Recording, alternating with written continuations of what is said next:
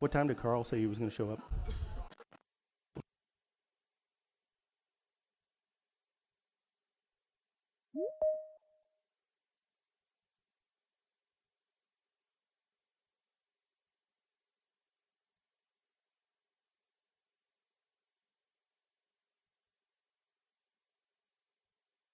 Hello?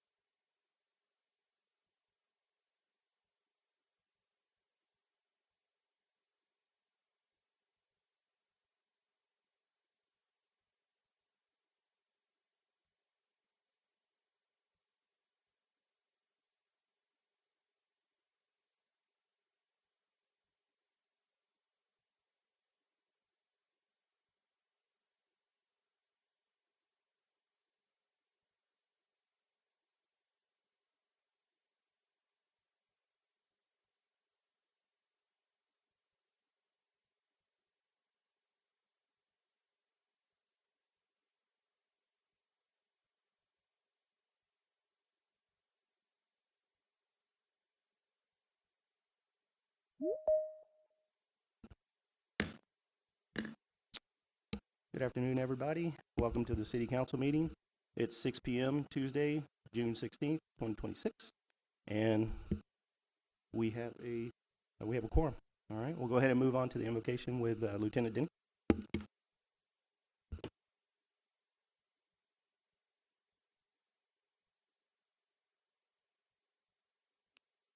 Lord God, I thank you for this day, and I thank you, God, for all the blessings you've bestowed upon our city, and for the men and women who serve our city faithfully. I pray, Lord, that all of our decisions will be in furtherance of your will. Lord, I ask for your wisdom and guidance to be with our council as they govern our city. And I thank you, Lord, for Jesus Christ, and it's in his name I pray. Amen.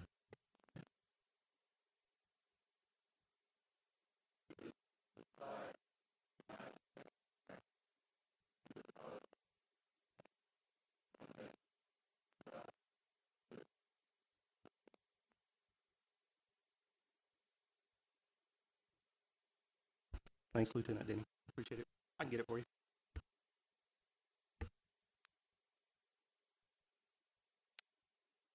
All right, we'll go ahead and move into open session. Public comments. The City Council welcomes citizen participation and comments at all council meetings. Citizens' comments are limited to 3 minutes out of respect for everyone's time. The council is not permitted to respond to any of your comments. The Texas Open Meetings Act requires that the topics of discussion deliberation be posted on the agenda no less than 3 business days in advance of the council meeting. If your comment relates to a topic that is on the agenda, the council will discuss the topic on the agenda at the time the topic is discussed and deliberated. Do we have any public comment? Good evening, Council. My name is Kyle Mooring. I'm a resident of Mount Vernon, Texas. For nearly a year, I have reported the city's records management failures. For nearly a year, the response has been to go after the person reporting them. I documented the exposure of social security numbers and sexual assault forensic exam records on the city's OpenGov portal. I documented a full unredacted police report from an active federal case released through the city's own production. And I documented a no-record certification signed under penalty of perjury by City Secretary Candace Webster, stating that a good faith search found nothing responsive across 25 items except my own email reporting the problem. The city did not fix these things. On May 28th, its outside attorney pointed a criminal statute at me, Texas Government Code 552.352, for reporting a record the city itself released. Then it went further. On May 29th, 4 days before I last stood here, the city's outside counsel, Lee Ream, emailed Titus County District Attorney Charles Bailey, copying Attorney Austin Beck, asking to discuss issues raised regarding Kyle Mooring. Consider the irony. They turned to the same district attorney who evaded my request to meet and review my complaints, and whom the Attorney General found to have committed apparent Public Information Act violations of his own. The same district attorney who concluded he found no violation by the city, while he himself held records the city still denies possessing. This is also the prosecutor I'd asked weeks earlier to step aside from a case involving child grooming allegations his own office advised police to file. A case in which the person who signed the form to drop it was, at that same time, a defendant his office was prosecuting. He dismissed my request in 10 minutes, telling me he represents the state of Texas and has no conflict. And on Easter morning at about 1:46 a.m., that district attorney forwarded me a production containing unredacted social security numbers, driver's license numbers, CPS history, and information identifying minors. Those records came from the city's own police records manager, April Knipp, the same official who had told me the records did not exist. So the city pointed a criminal statute at the reporter over records it released, then turned to a prosecutor who had produced unredacted confidential records himself, shifting the focus from the city's records failures to the person who reported them. And after I spoke here on June 2nd, the city's own video of that meeting was quietly made unlisted and replaced with a separate copy. That is the pattern. I report failures, the city protects itself, calls my persistence a vendetta, and turns on the reporter. James Baldwin warned, ignorance allied with power is the most ferocious enemy justice can have. And that is what this record shows. A city claiming it has no records of investigation or remediation, while using attorneys and prosecutorial channels against the person who reported the failures. And let me be blunt, this council found time to spend months on an ethics investigation into Councilmember Tafoya that ended with no discipline. It found time to dismiss Mayor Lyons' ethics complaint concerning himself while using that discussion to criticize Councilmember Tafoya again. But for 7 months, I have placed records, notices, and documented concerns directly before you, and my formal ethics complaints have still not been put to a public vote.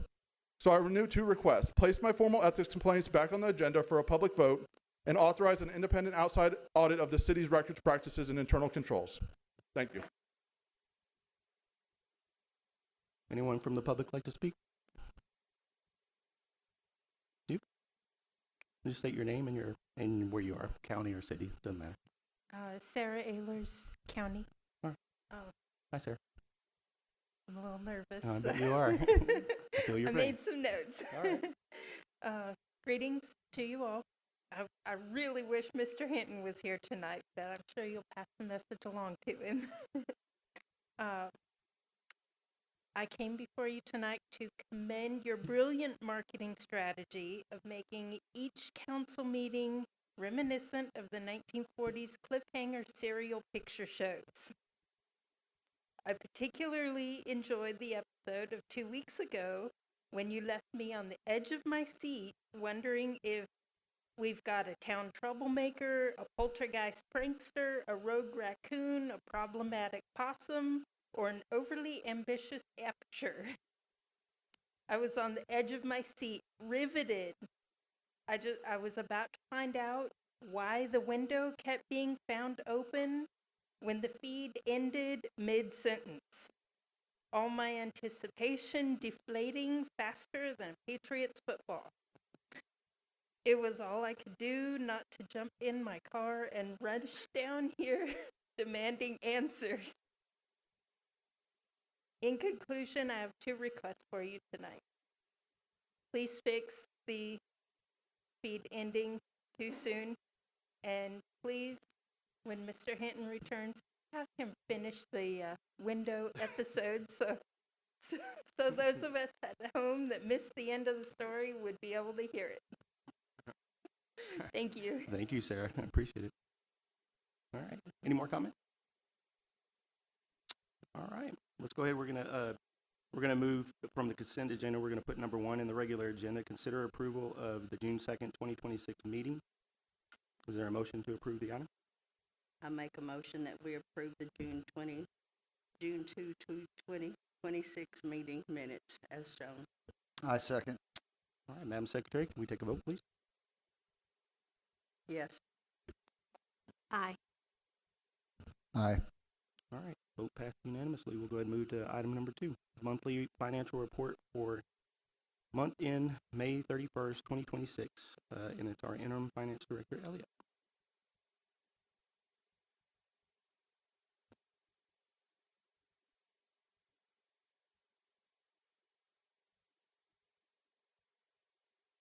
Thank you. Mr. Manager, Mayor, Council, thank you. We've got our May 2026 year-to-date and month-to-date financials to present tonight.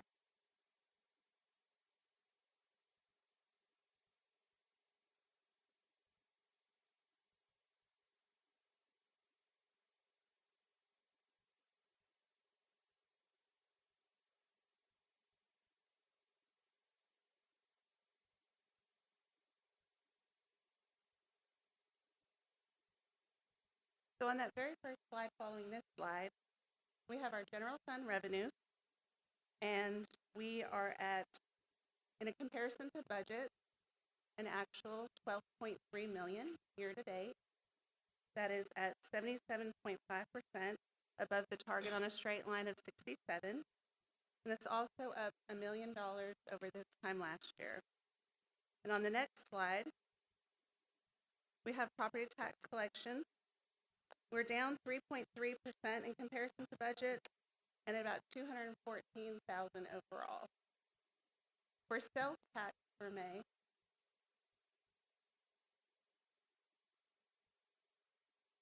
we are at 9.23% in comparison to budget, and in comparison to last year, the same time, 8.74%. So all positive revenues for the general fund. For general fund expenditures, we are up at 63.2% of 2% from this time last year. There was a month-to-date loss, but overall, the year-to-date is positive fund balance trend. And on the next slide, we're going to talk about our utility fund. Year-to-date revenues are 66.5%, and that's almost neutral to 66.8% last year. And we also anticipate summer increase. On the utility fund expenditures, it's at 72% almost, and right along the lines of where we were last year at 71%. There is a year-to-date loss, but it is less than this time last year, and it also is showing that we made the major portion of our debt service payment. So most of our principal and interest was all in May, so that's really what's painting that picture. And then sales tax collection for the month of June, still positive but down from last month at an overall 8.57% to budget and above last year's 7.95%. Is there any questions? Yes, ma'am.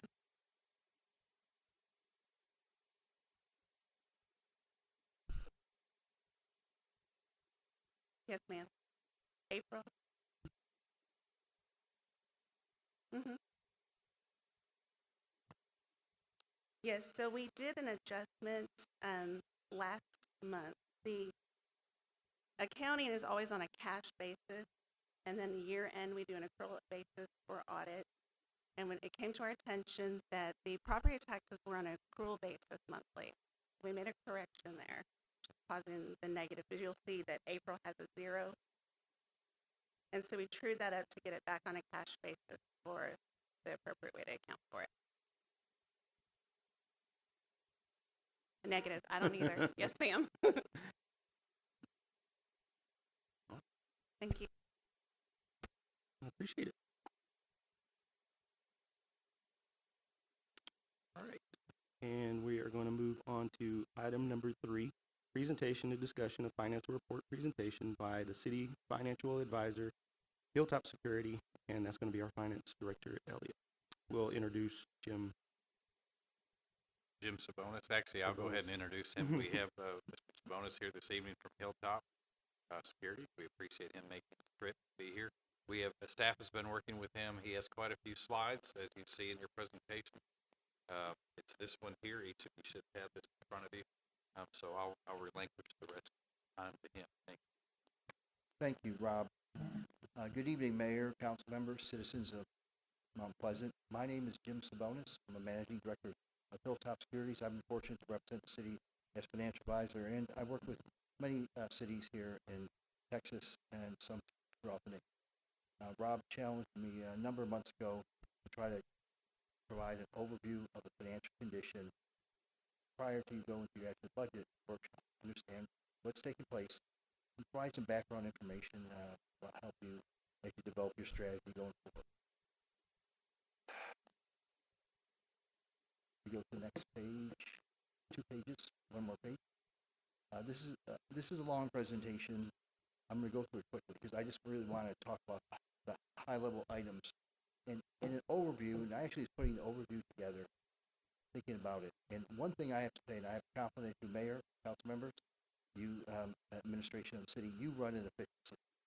Your tax rate is among the lowest of your peer group. And from an overall debt perspective, it's really a dichotomy. Your actual ad valorem INS debt, tax rate, and the amount of debt is very low. On the other hand, we have a significant amount of utility debt, some actual revenue bonds, some of it self-support INS debt that is significantly higher than our peer group. And you've done that, been an efficient government in spite of the challenges of actually very flat or low growth in taxable assessed value and actually a decrease in sales tax over the last 3 years. You know, when I looked at this, it's fascinating. My mother-in-law actually grew up, was raised in Mount Vernon. Her grandmother lives there now. I mean, my wife's grandmother lived there, so I'm very familiar with the area. And it was kind of stunning to me that when I look at the last 10 years, the actual population growth is almost flat. 300 people actually added to the city at that time. Right now, our taxable assessed value hit 1.8 million. It barely went up last year. Our sales tax hit 6.4 million. It's actually less than it was 3 years ago. Our per capita value is about 111 million per capita. It's kind of in the middle of the area. But what's taking place is with increased cost, inflation, we've had some challenges in the general performance. Actually, our current 2025 audit report shows the 4th year in a row that our general fund revenues went down. As a result, because of rising expenses, we've seen drawdown in your fund balance. And you're going to see, we're going to talk a little bit about your fund balance because I think that's a big issue. You know, it's actually at the end of 25 was 3.5 million. About 24% of your annual revenue is down from about 33% the year before. On the outstanding debt, we show about 104 million outstanding at the end of 2025, $6,500 per capita. But when you look at that debt and you take out the utility, on just an INS side, it's only $1,390, only 1.15% of your taxable value. So we haven't invested a lot in general infrastructure. We have significant investment in our utilities. The total ad valorem tax rate is 36.61 cents. It's low, and I picked out just some peer cities I'm familiar with, I had information for, and it's lower than anybody else in that peer group. On the bond ratings, we currently have an A+ negative by S&P and a Baa1 no outlook by Moody's, and it's declined. It's declined for 2 reasons. One, we've had some unevenness and significant drawdowns in our general fund balance, resulting of because we've had operational loss potential. So I'm going to talk about the economic statistics, and this is interesting. Interesting because how statistics work, but a little bit uneven here. But more importantly, just what they say. You know, in 2016, the database said that we had approximately 15,947 people that live in town. Our current estimate is 16,295, an increase of just 348. Pretty unique in that situation. And the taxable assessed value, our growth has actually slowed significantly. When you look at the 10-year average, we grew at about $91 million per year. Over the last 5 years, because of 23 and 22, we have a high average, 130 million per year. But when you start looking at 2024, we only grew 78 million, 78 million, then 100 million. This last year, we only grew 29 million. Now, 2 things impacted last year, and it's happened to a lot of cities, is that our last legislative session, the legislature passed some new statutes that limit the amount of ad valorem tax that small business pay on personal property. And I think every entity's had a record year in the number of protests they've had. But we only grew by 1.6% over that last year. And inflation rate, when you look at the last few years, has been significantly higher than that. On the sales tax, it actually shows a little bit more of a problem. You know, we see steady growth in sales tax. Again, 21, 20, we're over double-digit growth. We dropped down to under 5% growth in 22. We actually have a decline in 23 and a very slight increase in 2025. So actually, 2025 has less sales tax growth than we had in 2023, which is an important issue because when you look at a city's overall economy, what I've seen in my history is that cities reach build out or near build out, sales tax is a way that they can actually grow revenue and promote, what I'd say, more cost efficiency for the residents. So when you look at this now, this kind of starts to look at sales tax per capita here. What's interesting about this, and I'll use this to compare some. This is our annual sales tax, the taxable assessed value per capita. This is important because it also relates to how efficient you run your city. Currently, we're at $111,000 per capita in ad valorem value, and above here is U.S. governments nationwide for Moody's, and you can see that be a AA rating on average they had 163,000. On every city all across America they averaged 155,000, and in the A rating you're looking at about 97,000. So our value represents where we are in our rating. Currently we have the A, so a negative outlook, and we dropped down from the A to the BAA because of our cash balance, but our per capita is kind of about average. I will say that what hurts us is our sales tax, which is a fascinating thing that I know Rob and I've talked a lot about, is that our per capita is $403 per capita on sales tax, and that's low compared to our peer group. And that's a real important issue because, again, as cities try to take the burden off taxpayers, the biggest issue I've seen, and I've seen the strategic plans of a number of cities, is to increase sales tax.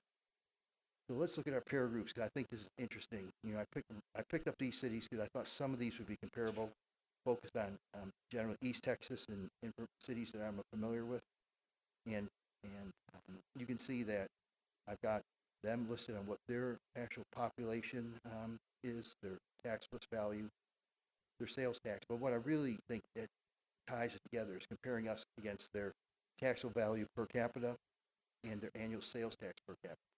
And so when I look at this, the real issue I see is that, I want to focus on, and I'll come up to the very end of the presentation, is annual sales tax per capita. We come in at $403 per capita, and you can see that we're below average and towards the lower end of that. That puts a burden on the citizens because now you have to fund your government by ad valorem taxes.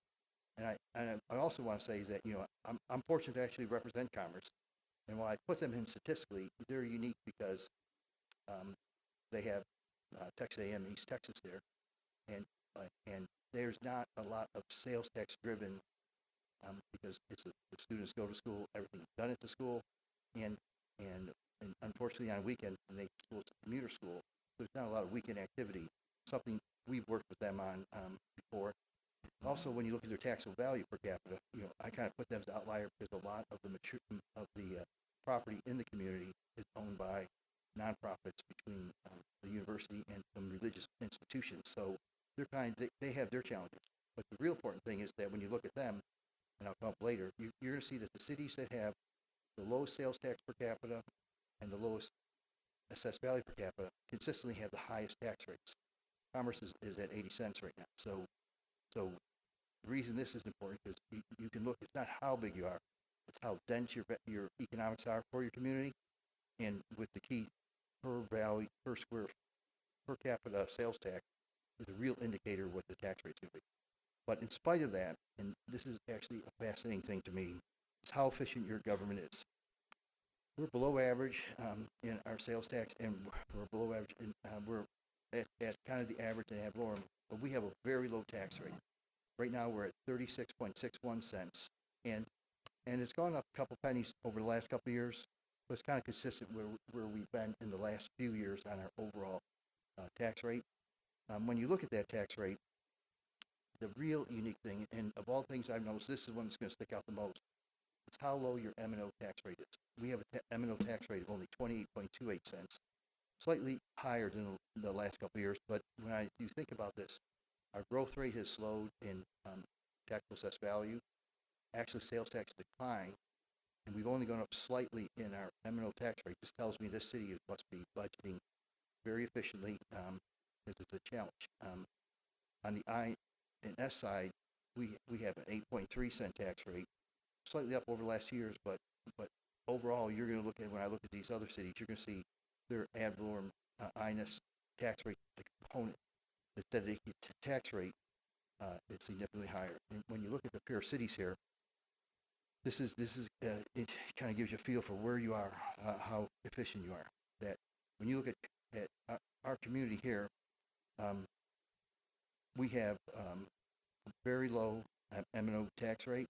We have a very low INS tax rate, and our total tax rate is the lowest of all these communities. And it's fascinating because, again, we would skew, our tax rates are lower than cities that have much more sales tax per capita and higher taxable assessed value per capita. So to me, when I look at this page, this is the one thing that tells me your city is really running on an efficient budget basis. You know, our ratings have been challenged, and we've actually been decreased the last couple of years. And the reason we've been decreased is because of our general fund performance. As you can see, the green actually represents our revenues that we received in the general fund. This is the 4th year in a row that it's 2025 that it went down. Yet at the same time, over that time frame, for 3 of those years we've gone up, and even in the year 2025 when we increased our expenses, it's above what our revenues are. And as a result, we've significantly drawn down our fund balance in the general fund, which is the big issue. When it comes to credit, 5 credit criteria that people, rating agencies look at. They look at your economy, your management, your debt burden, but the 2 things that are most important, and by far carry the biggest weight with the rating agencies, is the ability for a city to consistently budget positive, conservatively and positive results from its general fund, and the amount of cash that we have on reserve fund. And what the rating agencies have talked about is that we've had these unexpected drawdowns, and as a result, our fund balance has been reduced. So our current fund balance at the end of 25 shows about 24% fund balance basis. And if you look at Moody's mediums for cities, all governments in the United States have on average about 54%. Our 24% that we have is slightly above the BAA rating, which is where we actually are rated by them, but it's below the A rating where S&P actually has us now. And you can see that's significantly higher. Now, at the same time, and I've spent time talking to Rob and your staff about this, you know, I believe that a city runs what's best for the citizens and best for its strategy, and it comes up the rating has. But when the question becomes like, what's happened to our rating, it's really a combination, the compound effect of fund balance drawdowns, and in some of those fund balance drawdowns being unexpected, especially after years where we'd actually meet with the rating agencies and talk to them, indicate that we're going to increase our fund balance, and when they see the results, they've gone down. Outstanding debt, this is the area I know that's been a lot of focus by the city, and when you look at the total INS debt outstanding, this is a combined amount of both the general fund, general improvements, and utility improvement. It's pretty high. We have, at the end of 2026, we'll end up with $102 million outstanding, of which it would result to about $6.2 thousand per capita per person. But the unique part about it is when I look at your debt, it's really burdened by your utility. Your utility has, this actually shows in green the INS part of your debt that is what double barrel pledge of INS taxes and net revenues to your system is almost 81 million, or just under $5,000 per person. And then we have some revenue bonds that we've issued to the Texas Water Development Board, 12 million outstanding, or another 736.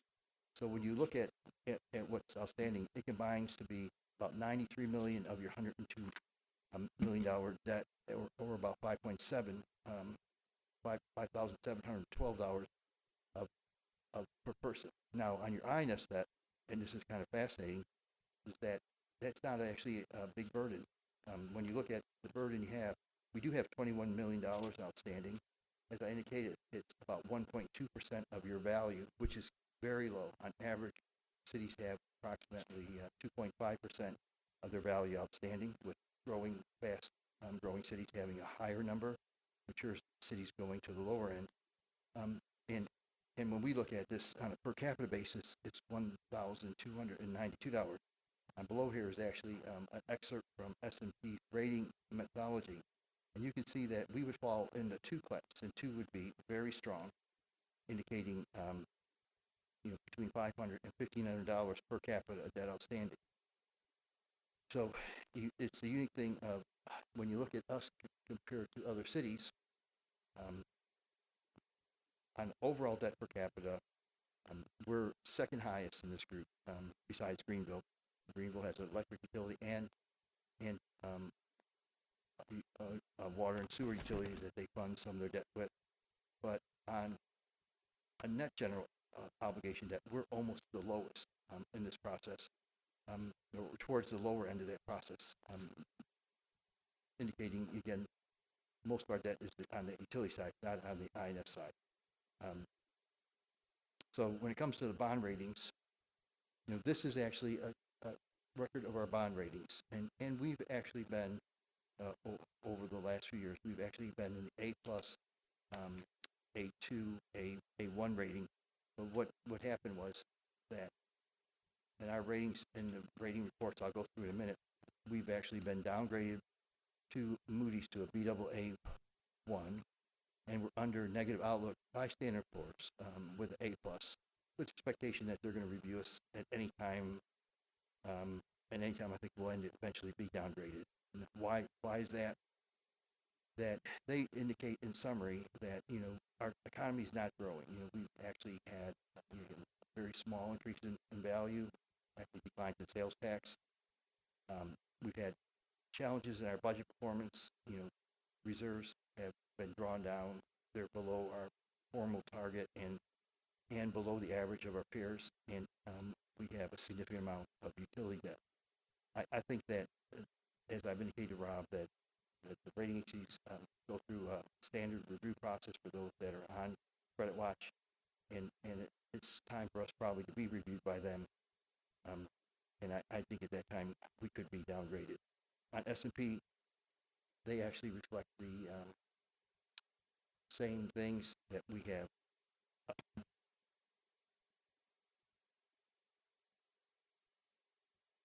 Excuse me, yes. You're talking about the Moody's rating report. I actually have a copy in the presentation in the appendix. It's the last one we have by Moody's, and it's when they actually downgraded us to Baa1. And from their perspective, Baa1 is about where we have on fund balance, and I think if we maintain where we are, we would be there. And it's important because we're an investment grade at Baa1.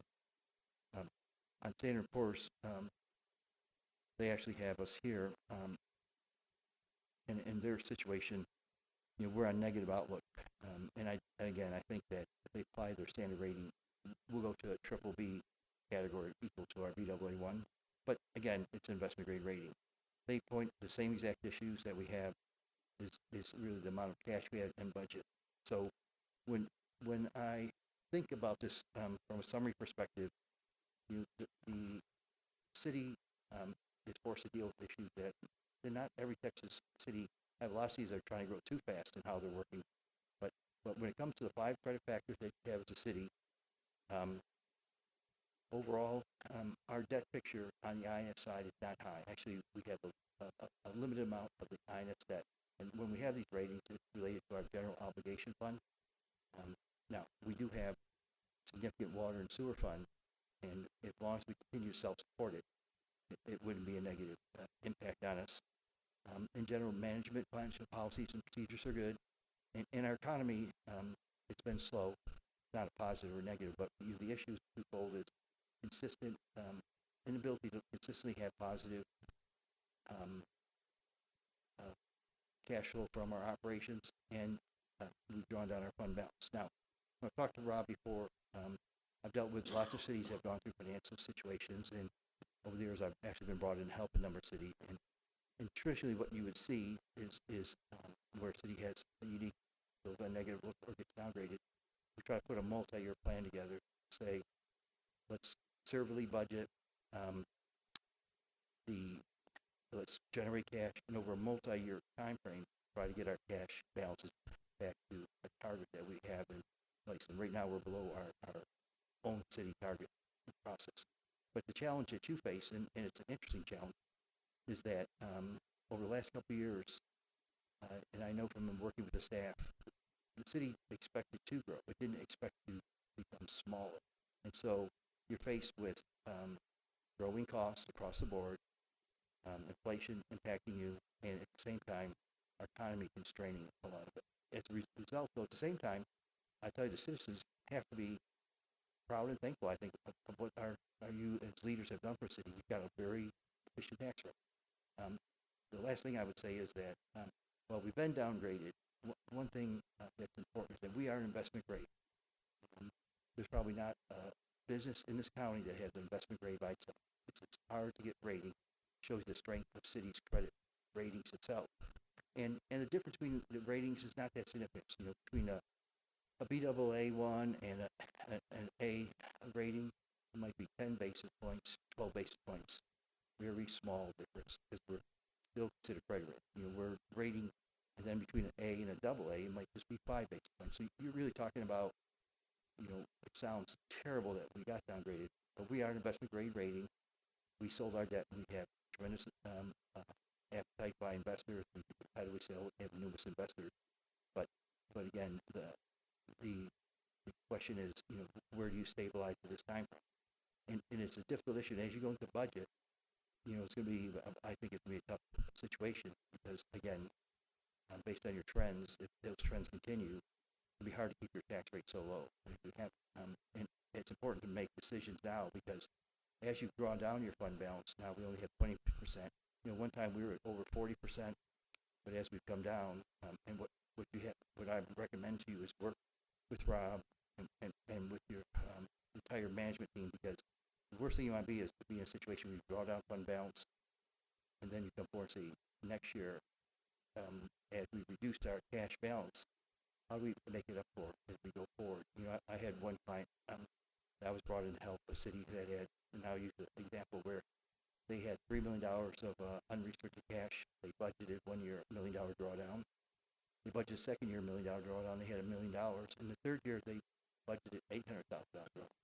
And the question, you know, that the rating agency asked, but I really talked to them about this, was what happens in our next budget year? We already have a budget that is $800,000 short, so we only end up with $200,000 at the end of the year. What are you going to do?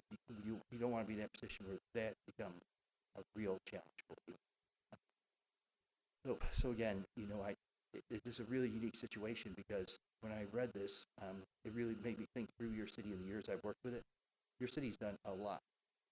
In spite of our economy, you've actually kept a very low tax rate and become very efficient for your city. And I don't know how much more efficient you can be than a city your size.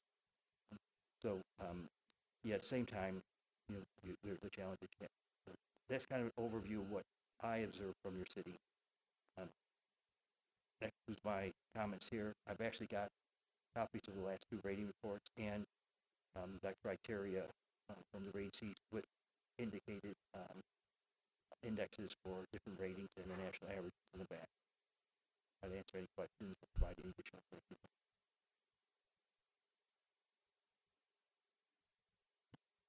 When I read this report, I was waiting for the second wave where the good stuff was, but there wasn't. Well, you know, again, as your advisor, I think there is good stuff here, and where I see the good stuff is you maintain. You know, we've drawn down our fund balance, but we have a very low tax rate. You know, the East Texas communities we talked about, we have the lowest tax rate by far. The most, you know, again, we work with a lot of those, and it's unusual. Let me go back to this page to make sure I've got it. Well, and last year I did a search for like the 30, for the top 30, and the only one that was below us was Tyler. So, but one of the questions I have, and I'm putting the finance director on the spot here, is I was wondering what we collected last year and then this year, what the difference was, or maybe 2024 to 2026. Because I know a lot of people are talking about with the property taxes, the appraisal is basically taking care of that increase, right? They're getting hit with the increase on the appraisal, and then they're getting hit again with the tax. I mean, and I'm not an accountant or anything like that, but that's the questions that we get. No, and I understand it. In fact, I just general rule that I talk to the people, my younger junior bankers, and I believe it myself. My family is dispersed through the Metroplex, and the general rule of thumb is no matter where you live, you think your tax rate's too high and it should be low. Doesn't matter if you live in a city with a 33-cent tax rate or a city with an 80-cent tax rate. You don't want to pay. Nobody wants to pay more in taxes.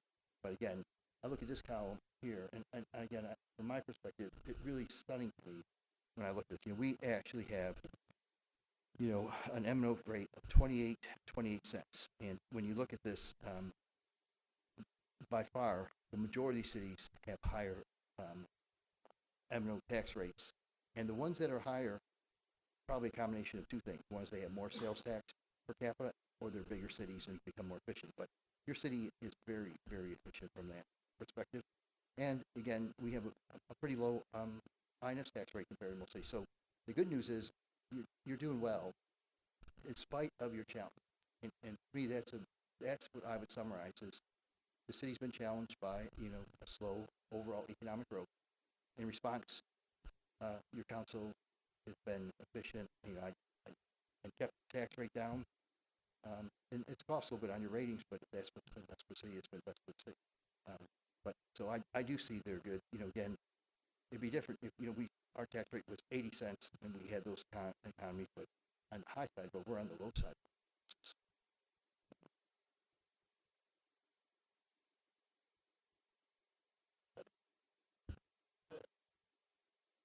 Come on up. Yeah.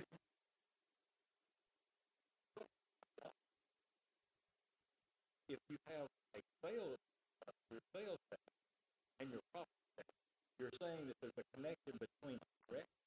Okay. Well, I don't think I think they combine the tax rate. Doesn't property tax, if we spend less on property tax, we spend more on sales? No, actually, I don't think they have to, because you can't affect, the city can't change the sales tax rate. Legislatively imposed tax rate. The economy, whether it's better or sales. So, but what I do think is, I don't think it can affect sales tax directly. Economic development efforts, no business that have sales tax, but it can change its rate. I believe we're at maximum rate overall in county, but tend to help by. Now, on the other hand, the sales tax more does have bad going tax. What happens for a city is that it has a budget combined with two main revenue sources, ad valorem tax, sales tax. So it's sales taxes that are higher than the sales tax. So ad valorem tax, because they get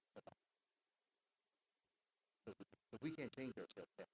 We change our ad valorem tax. But we can't direct the sales tax. It's intriguing because I agree. The economic development will raise our sales tax, correct? And I use an example. I'm working with other cities that are on state highways or national highways. Big things that people look at for drive. I could name cities I've talked a lot about. Cities that get the Home Depot won't come in. Ultimately, you'll see that they generate the sales tax they generate, help them on the general problem, and help them reduce it. Either their ad valorem tax rate.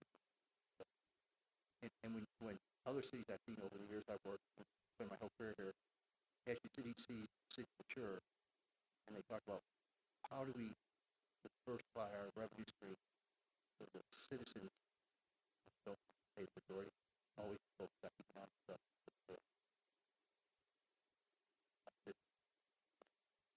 So you're saying. Excuse me, right here. Can you please speak into the microphone? They cannot hear you online.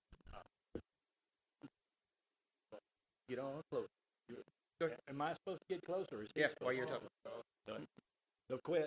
So you're saying basically that if the city, our taxes, our property taxes have to go up to make the sales tax go up? No, Okay, that's what I was wondering. no, what I'm saying is that, It's a volume thing. EDC, more businesses, more volume, more sales tax. Exactly.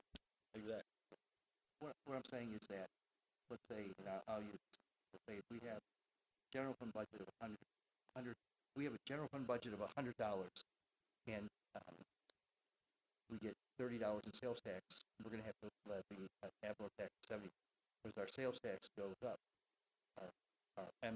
Our tax rate that we have goes down. But we can't arbitrarily say we want more sales tax. Sales tax happens because of economic activity, our rate stays stable as we go. Because our economical activity is what brings it up, correct? Okay. I was just wondering, because you seem to be putting them, some of them adding to each other.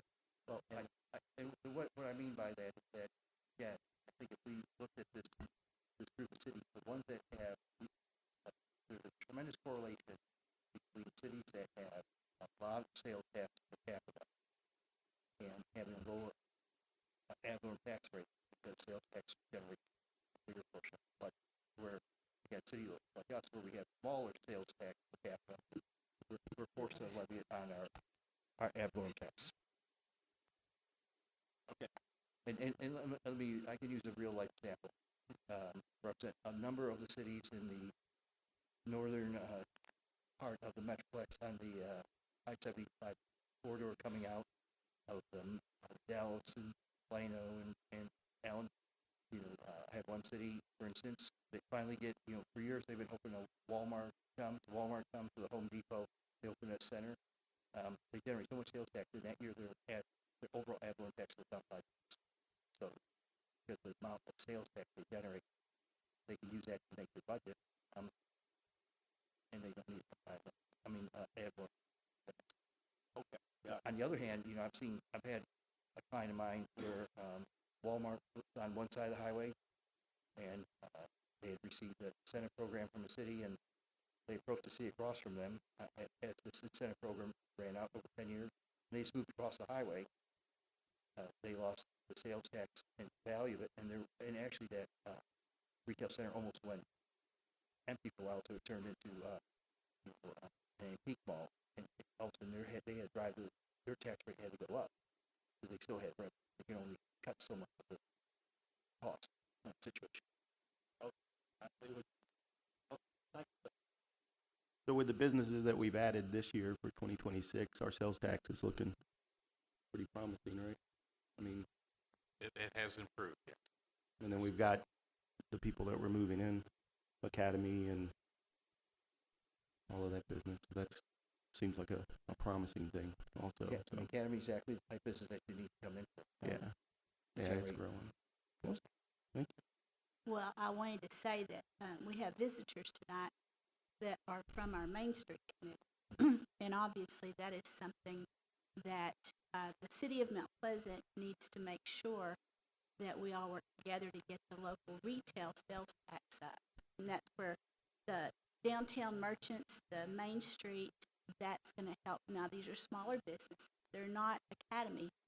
And I own a small business, and I can tell you that my sales tax is not like it was in 23. I'm following with where you're going. Mm-hmm. No, and I've spoken with your staff before, and I'm working with some cities right now where a number of my cities, very similar to you, where the highway went on the outskirts of the historical downtown. And during my career, I worked in this business before Walmart became such a powerhouse. I saw what Walmart did to some of the cities. We can take some of as we go back to Metroplex and what they've done, some of those cities and others.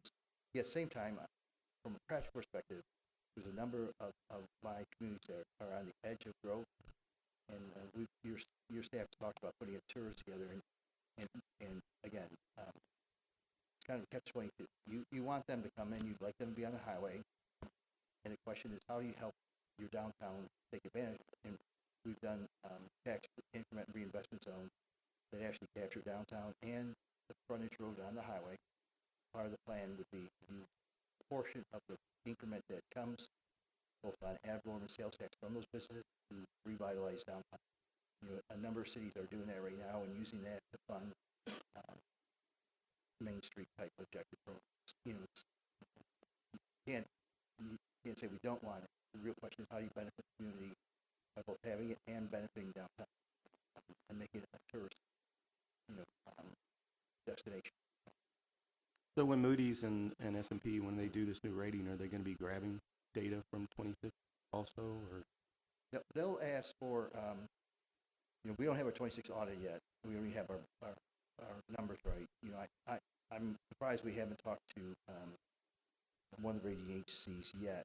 But what I do think is that they would look at your most current year, and they also look at what our projections. And I've already talked to Rob. Kind of starting a strategy as you go into the budget. What, more importantly, how your city wants to go forward and manage its finances. But I think if you do the best job managing finances, you'll be the best position.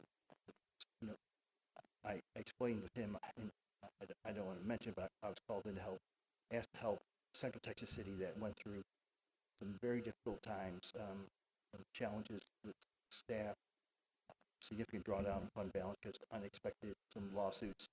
And when we approach our agency, we have prepared a multi-year plan to say we had a difficult year, a lot of unexpected things. Financial controls are in place now. We have a new plan and maintain our rating and give us time to go forward. And over that time, I showed where they exceeded what they expected, and their 3-year plan to get back to where they were prior to having the challenges far exceeded by where they are right now, and it goes forward. But again, when that city developed plan, it was developed plan to run the city and have the city run the most efficiently. But what that plan does is support you maintain your rate. I have one more question. I think I heard you say earlier that our reserves are not where they should be. What do you think they should be? Well, I don't think it's not where they should be. Two things about a reserve. One is, what do you think? What does your management think from and talk to you about the appropriate level of reserve, and how does that reserve slot into a rating process? So, I would say I would defer to your senior management to tell you what they think your reserve is going to be. At the same time, I'll tell you that at the 20% level, it's not going to get us to an A rating. We're at triple B and BAA. But at the same time, that is an investment grade rate. I will also say that having too high reserves is not going to help you either.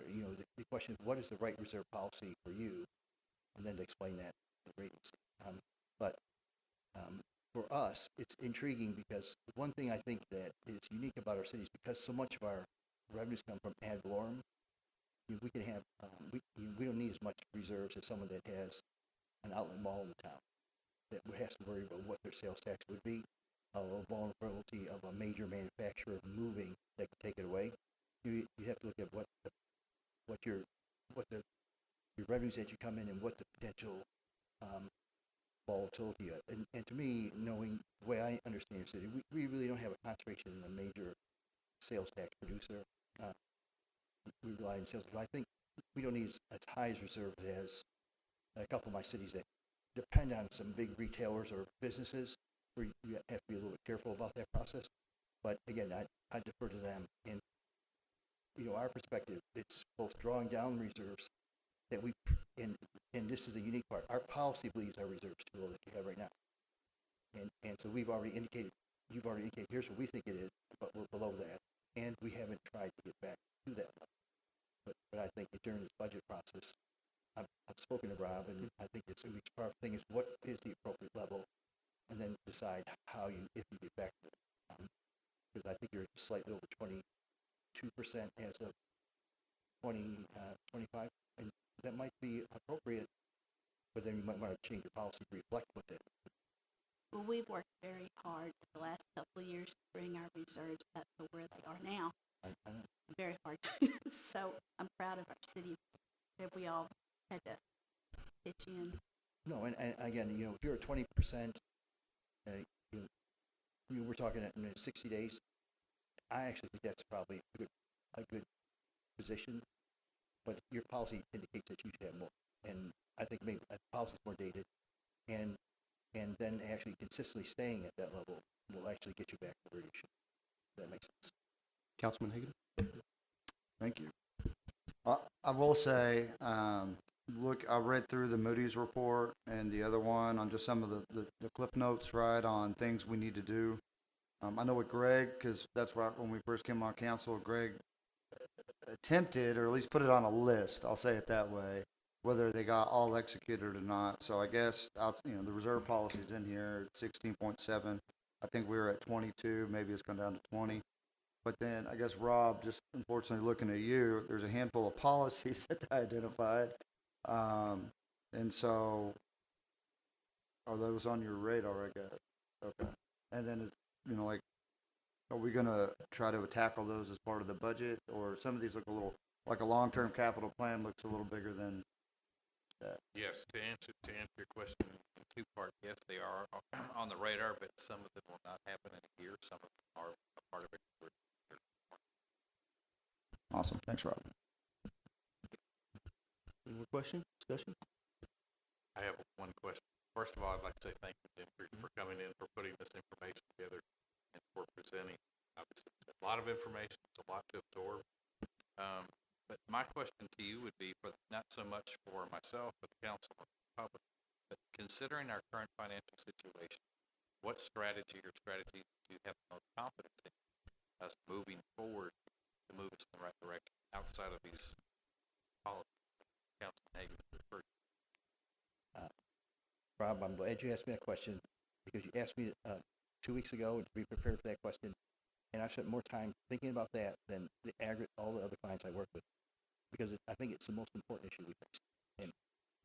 And what I see here is I think, let me tell you what I observe. I think a city that runs bare bones efficient right now on the operating side. You know, your tax rate is low. I don't know, I'm not involved in personnel and your actual operating decisions, but it seems to me that you run a very efficient process, probably not. So I think you have to look and say, what do we do on a revenue side? And I've been through this and observed and participated with other clients where they can step back and say, we'd like to grow ad valorem tax, we'd like to grow sales tax for the pure reason to reduce potentially or control the costs that our citizens pay right now in ad valorem taxes themselves. And also that economic development can help provide quality of life for folks. And each city is a little different. I'm fortunate to represent South Lake, Texas. It's got more retail than it has, but also represent Hutchin, Texas, which surprisingly is one of the most economic successful communities I've worked with ever. You go back 7 or 8 years ago, I made a presentation to them that they were similar in a position like you are, and they said, what can we do? And they really pushed towards having an industrial park that they bought land, gave incentives, and they've actually grown by a couple $1 billion. They were actually less than $1 billion when it started. They're almost $3 billion right now.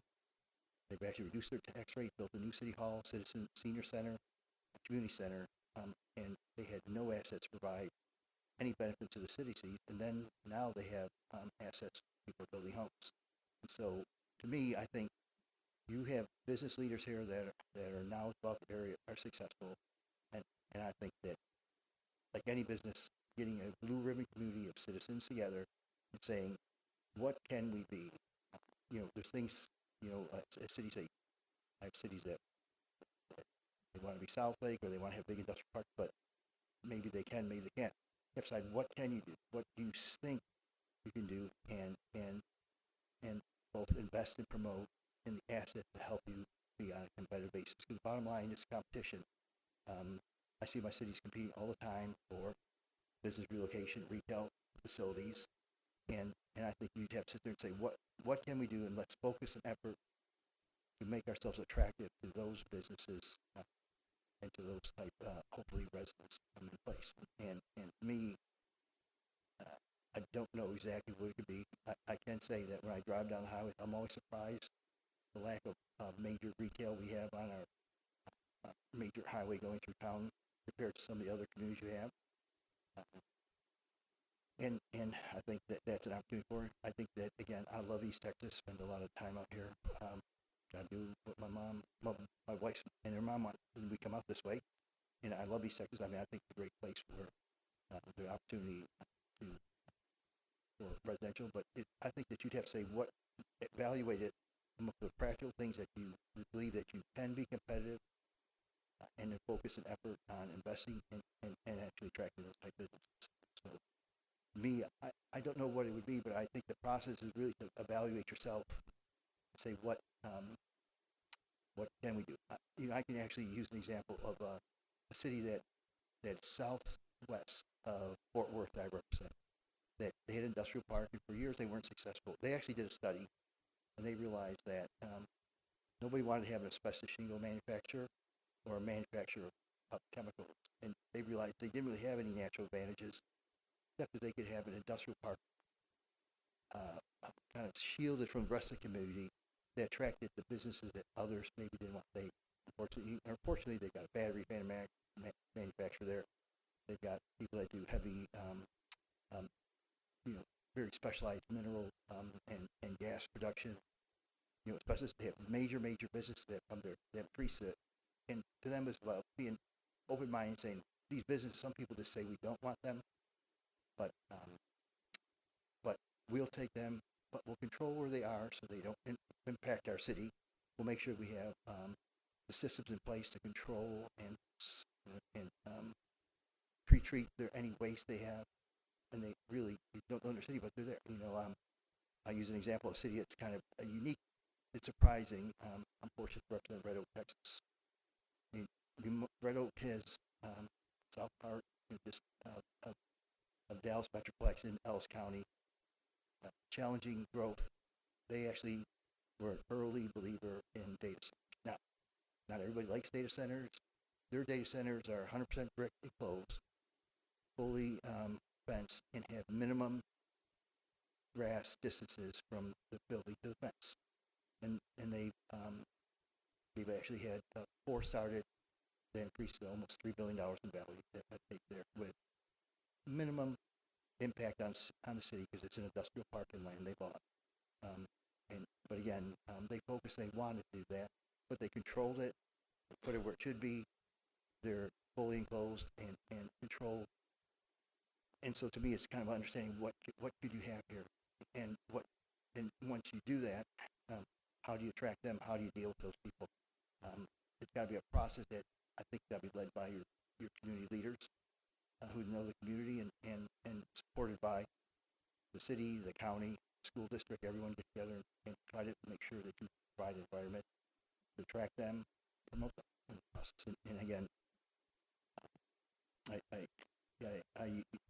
each community has to decide what they can and what they want to be and how they go forward from a real estate perspective. I don't really have any other questions. I just want to thank you again for presenting all of that very detailed information. I would encourage the council and public who did not catch 100% of the things that Jim said tonight is recorded. So I know I will be going back and watching. I would encourage. There's a lot of information. We've got this handout. It's recorded. So let's use those resources that Jim said provides. Thank you, Jim. And thank you, Rob. Again, I'm committed to assist the city anyway, both in budget or in your economic efforts. We can follow up appropriately, and we can discuss. I and my team are here to help. All right. Thanks again, Jim. We appreciate it.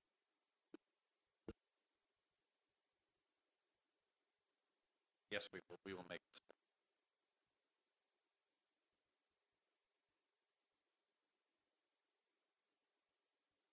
We will reprint that. That was on purpose, baby. They know you. You got the right packet. All right. let's go ahead and move on to number 5. Discuss and consider award of bid and authorize the city manager to execute an agreement with H.H. Howard and Sons Incorporated relating to the Southwest Site Development and Drainage Improvement Projects, Phase 2 project. Mayor, you skipped number 4. Oh, did I really? I do that all the time, don't I? Presentation and discussion of possible creation of downtown zoning district, specified boundaries, use and development standards. And this is our Development Services Director, Barrett. Good evening, Mayor, Council. Tonight we have a number of guests that are here as well. In support, they may or may not feel led to speak, but they're here to answer questions, and they are very supportive of this entire endeavor. We've been talking about this for quite some time, probably at least a year and a half. The fact that this city does not have dedicated downtown zoning. We have zoning districts in downtown, but it doesn't have its own.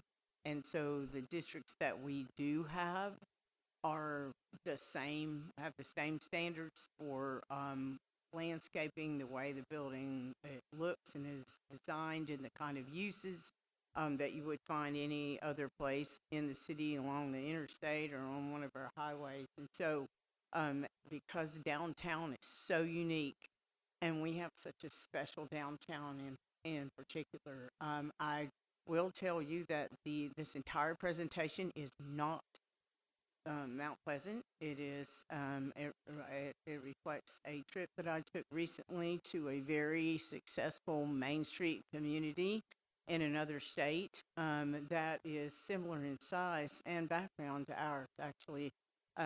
That way you won't focus on what you're seeing so much as just the general content of the slides.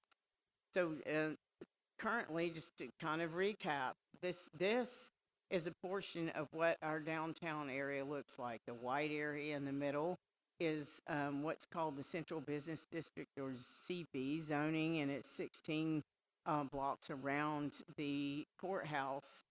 It doesn't really have any uses. It doesn't have parking. It doesn't have any kind of regulations at all. Primarily, there's really no room in that area. There are no places to park, and so it was done a long time ago when zoning first came in.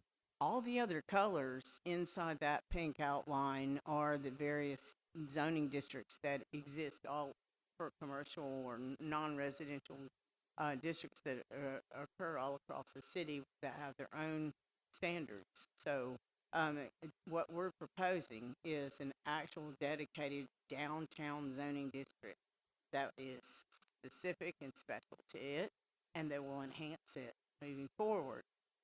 So what can it help with? Well, having those kinds of very predictable requirements that can be found in the zoning code enhance growth, because it allows entrepreneurs that are attracted to downtown, that want to invest in downtown. It takes a special business person to recognize and have the kind of business acumen and vibrancy that is kind of the hallmark of a modern Texas downtown in the 21st century. It encourages business activity from people that are homegrown. They see that it's predictable, that they can maybe start their new business in a space downtown. Does improve design over time, although I will give a shout out to the city. Had the foresight to be in the Main Street program years ago, and one of your esteemed council people had a lot to do with that, actually. And so they, with the State Historic Commission, have done a lot to improve design in downtowns all across the state. In addition, there was a historic preservation district created, and regulations and an ordinance that also helped. And overall, of course, what we want is to protect the character of our downtown, to keep it very, I guess, welcoming and have a vitality for years to come. So the vision is the vibrancy, a cohesiveness, and purposeful and an identity for the entire area. On the left is a map, and the dark blue on that map is the vision from the comprehensive plan that was done, I guess, three years or so ago now. That was their idea of what a downtown district should encompass. It was never formed other than it was in the future land use plan, is that would make sense to that group that was involved with that. The area with the pink border is the Main Street boundary. That is just the Main Street organization. It works with the city, and it is based in Austin through the State Historic Commission. The different colors are all the different zonings, and many of them are also in downtown, as I mentioned. So, what do we do with where the downtown is? Where do we start? Because you have to have a start in order to have a finish and a vision. So this group here, our Main Street and Historic Preservation Group, many of them are board members and have served for years tirelessly in the trenches, I might add. We've been studying this for months to try and, of course, my passion is planning, and the fact we don't have a zoning district and all the protections and advantages to having a dedicated zoning district are very important as a planner, but also from the standpoint of helping and growing our downtown and Main Street and preserving the historic character. They have worked pretty hard to try and understand and come up to speed with where we need to be. So on the left, the area in green, that entire area has been identified by the groups. The group here as potential possibility for a downtown zoning district. Now, I will say that is not necessarily what they want right this minute tonight. It is more for the next 30 years, but they're, of course, in planning. You're not planning for now, you're planning for the future. The area in pink, it's faint, but that is the current Main Street boundary we just looked at. So you can see that this pretty much enlarges it. And you can see some of the streets that are on there. So right now, it basically runs from 8th Street down to Arizona, north to south. And then on the side, it goes to on the railroad on one side, and I think it's Johnson on the other. So is that right? Anyway, the area on the right is that same map I just showed you, so you kind of get some scale of what the pink actually is when you look at the blocks there. So the question is, larger? Do you go larger? Do you go smaller, more compact? Or do you blend to start? So to just kind of go back to basics, a zoning district boundary is important because it's a zone, just like the general retail zone or the multifamily zone or the single family zone. It's a zoning district, but because it's very cohesive in one place, it doesn't occur anywhere else, whereas the other zonings are all hopscotched all over town.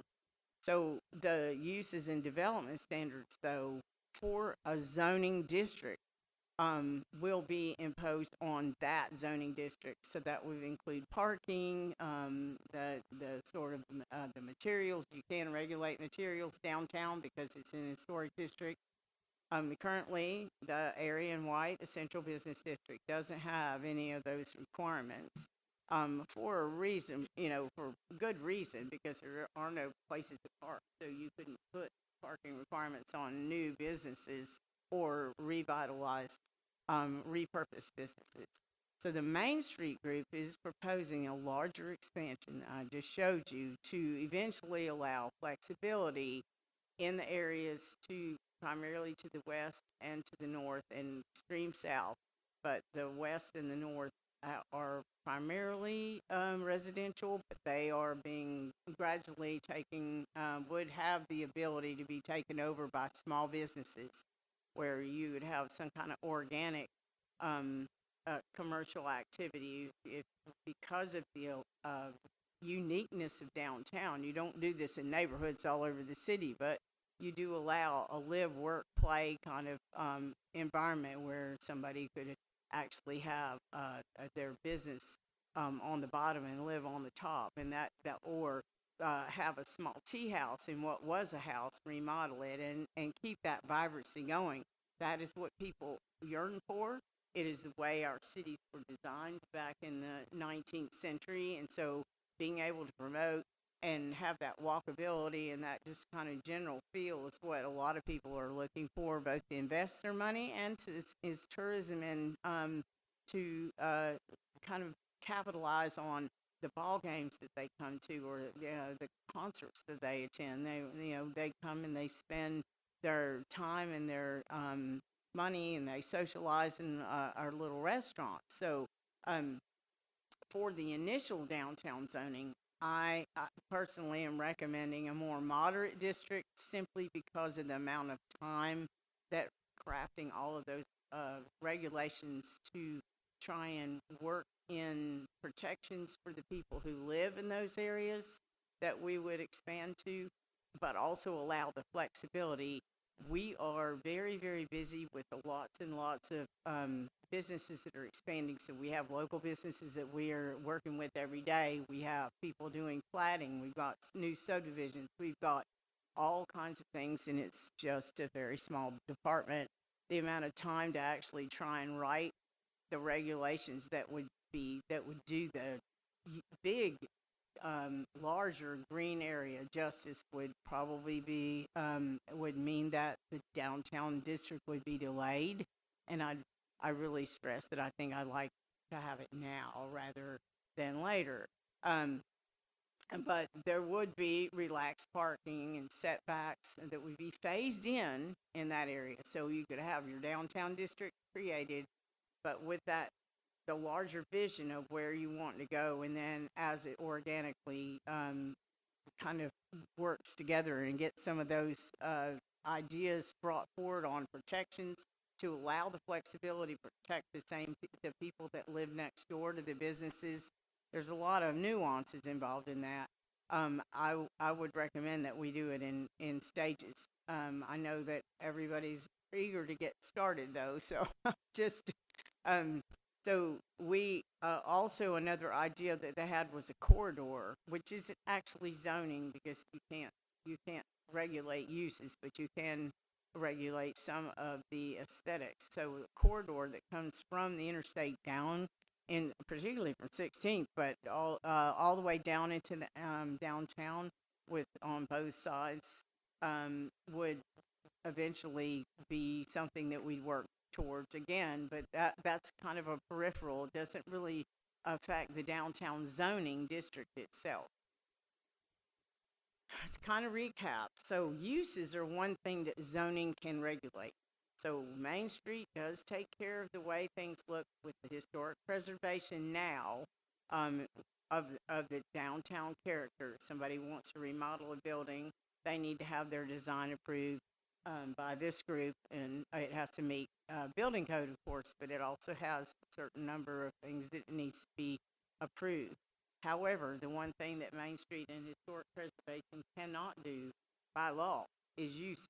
Zoning can. So when you have the kind of uses for retail, entertainment, hospitality, dining, services, artisans, people blowing glass and crafting beer and making jewelry, and those small grocery that would serve the people that would have some of the smaller kind of apartments, maybe above some of the businesses.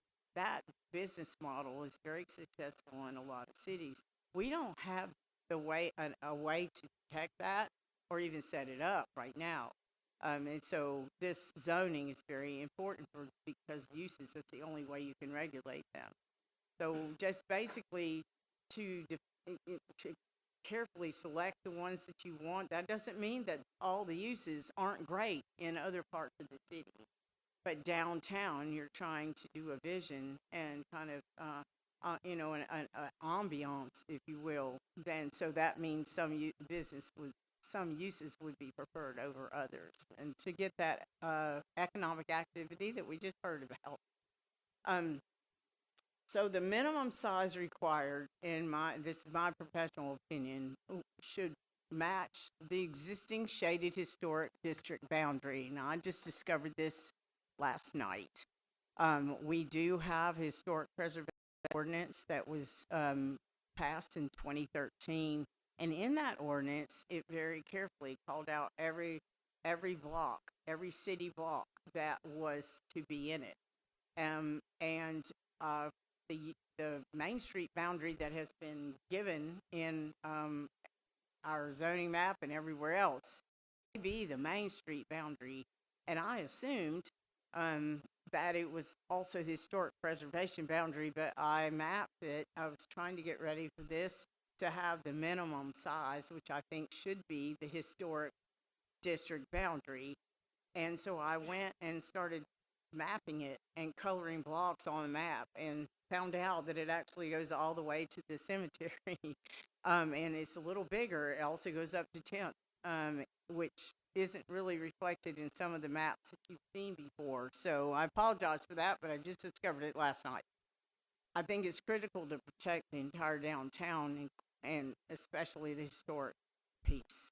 So I would recommend that no matter if you feel strongly and very, I want to make it larger in green, which is fine. I support that too. It's just that the time frame is, but that the smallest would be the boundary that you see there outlined with the pink shading, because that corresponds to what our ordinance says is the historic preservation district. We didn't know it, and so there's some properties in there that haven't been had oversight, but we're going to address that soon. But this allows for the predictable development standards that I talked about. The entrepreneurs want to see for either new construction, expansion, or renovation. The corridor on the right side, that is the vision of these wonderful folks here to my left. And the blue is the corridor that they had envisioned in the future, along with the green area that could and probably should have an overlay, particularly on the west and to the north, where the primarily residential areas still occur, but could actually be a nice kind of mom and pop, tea houses and small restaurants and coffee shops, and those kind of small businesses go well in areas like that and don't impact the residents if they are planned properly. This allows for the additional flexibility I talked about too. So just imagine the possibilities with that kind of zoning and to attract the money and the vibrancy. These wonderful people are here for questions. I turn the floor over to them. I don't want to put them on the spot, but they've done a great job. Thank you.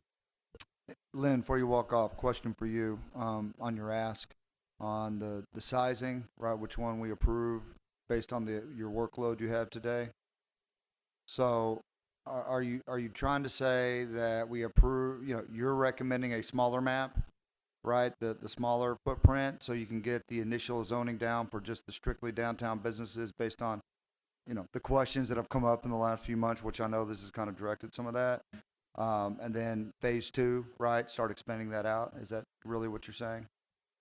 That would be my recommendation, Okay. because we need the overall downtown zoning district now, and because the existing area is built, we know what we want, what works in a downtown. The other would be more of an overlay, and Because it's mixed use type, historical and mixed use all put together. Right. Yeah. Okay, so then the second question is, let's say we all just have to have the big one. What kind of time frame are you looking at, if your team had to commit to that? In terms of delay?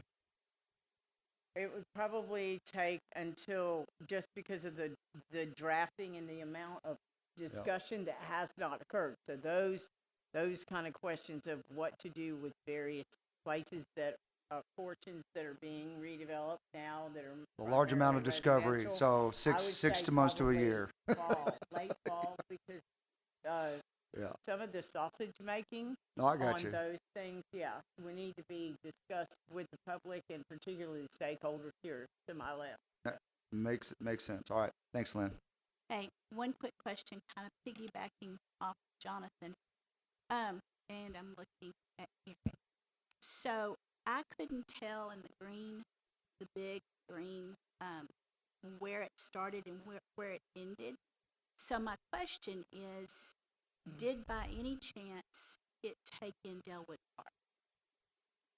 No. It stops just to the north of Ferguson.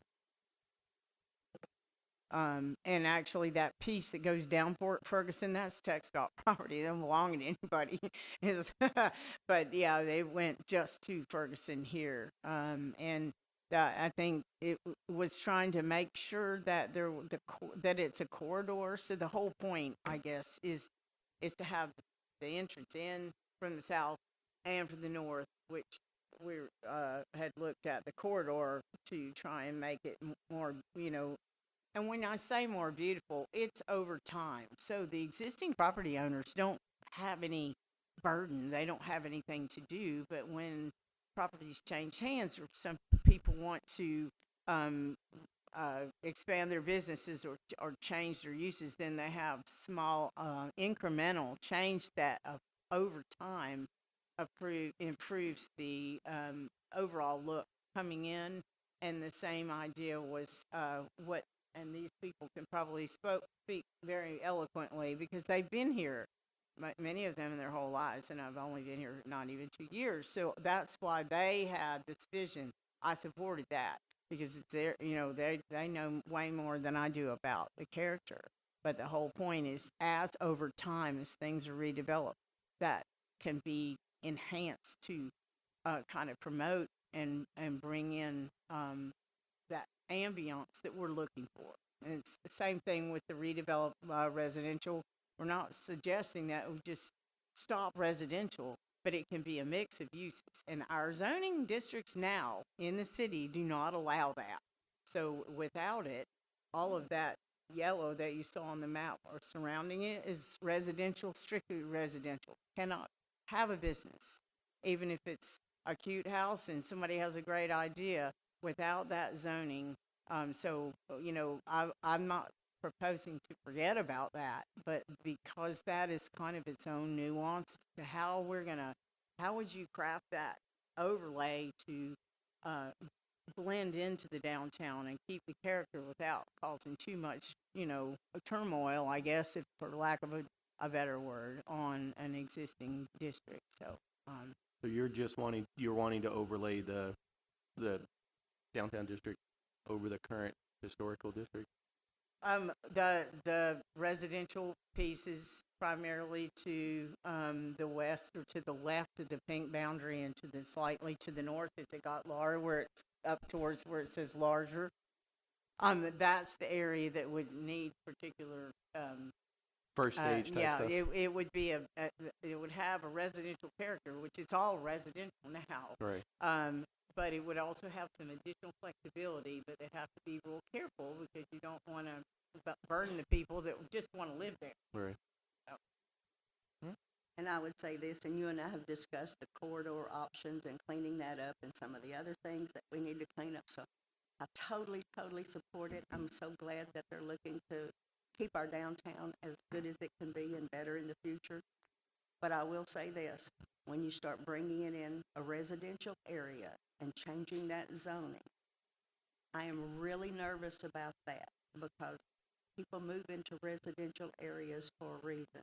So you would really need to notify everyone, Right. public hearing, because I know how we value our residential neighborhoods. So that would be my only concern, but other than that, you've got all my support, but that is a big, big concern for me.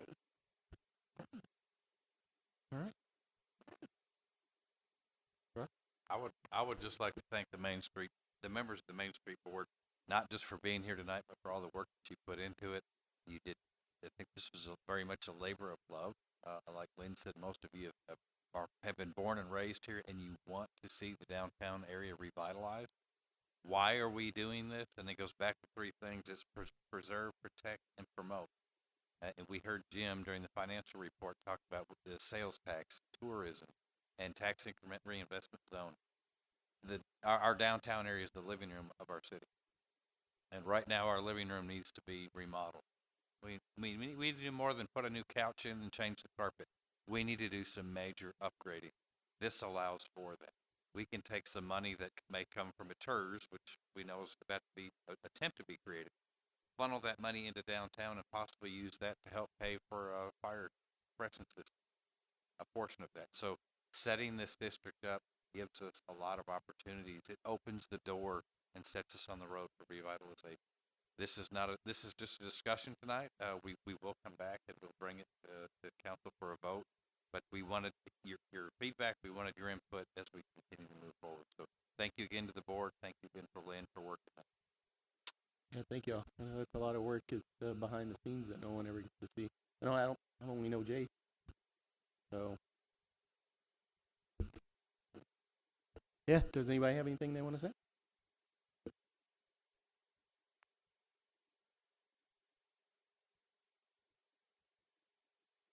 Where's that red button? Right in the middle. The big one with the microphone. I think the thing that's near and dear to most of our hearts is just there is, a little bit of urgency with passing the downtown district, just from the standpoint of the uses. And Lynn touched on it a little bit, but there's uses that there are certain businesses that make money, but whether or not they're appropriate for downtown, right next to MPMA or right next to Nardello's or right next to some of the walkable businesses where we want families and we want tourists walking. That I think that's to that protect that Rob was talking about. That's kind of near and dear to all of our hearts. Is we want to protect our downtown. We want to promote it. We want it to be we want it to be revitalized. But if we're not careful and we move something down there, or somebody comes in with something that is in my opinion inappropriate for downtown, that it could be detrimental to our downtown. So I think just having that in the back of your minds, that there is a sense of urgency, because I think Lynn gets met with a lot of businesses coming into town and they want to put something in downtown, and if there's no uses, we have no way to regulate that at all. And not that we want to be regulators, but we do want to be careful about how our living room looks. So I think the phrase that we use is we want to make sure that anything that comes in specifically into downtown adds value. Yeah. And like Lynn had on her slide, we want to enhance growth, not deter the right growth. I know whenever I moved here, I thought it was really strange the way that the downtown was laid out. It's probably different than probably any downtown that I've seen, with the way that the buildings and the businesses were set up. Yeah. So I'm looking forward to it. So let us know what we need to do. Thank you, guys. All right, you bet. Thanks for coming up. All right, are we good?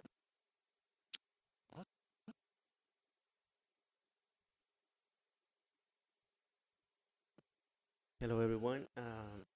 It's a pleasure for me to be here.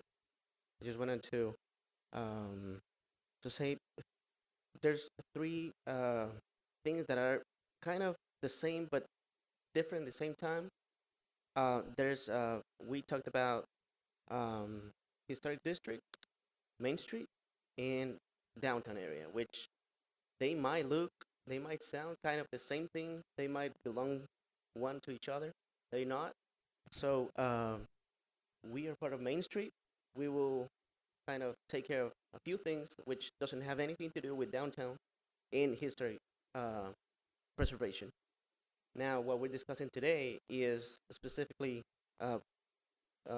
proposing an area for the downtown, which is trying to bring vitality to that area, the proposed area, and which is, like Lynn said, is just in the long term, just to try to create that area for, just try to prepare it for the future. Why for the future? We have kids, we will have grandkids, and they will be entrepreneurs, probably, hopefully, for the city, hopefully for themselves. And instead of having our kids moving to Dallas, or different cities, different states, why don't we get this area prepared for our kids? And that's what we kind of visualize into the future and try to see if we can help the city and prepare our kids for what's coming. And I know we might have that concern also. We have that discussion in the residential area, which is right now is pretty restricted, just to be residential area, which is great. But also at the same time, and I do in the business that I am, which is in the kind of construction and floor plans building business, I've seen new kids trying to do haircuts at their homes, and actually they do live in that area right there right now. So I'm kind of visualizing already some kids that they wanna start their own business at the age of 13 years old, and what they're gonna do right now, they're gonna do haircuts in the laundry, or in the living room, or somewhere else inside the house. So I'm kind of excited about the downtown area in that portion of the city, because I know, well, with all the talent that we're getting from the schools that we have here, I know this could be a great opportunity for our kids just to stay here and grow their own families here. So I invite you to be open to the proposal. I invite you to look about this proposal for the future. Just like Lynn said, it's not gonna happen in a couple of months, and it will not even happen in a couple of years probably. But we're looking to the future, and I just really hope that we can make this happen for the city, for our kids, for our grandkids. Thank you. Thank you. Thank you, Victor.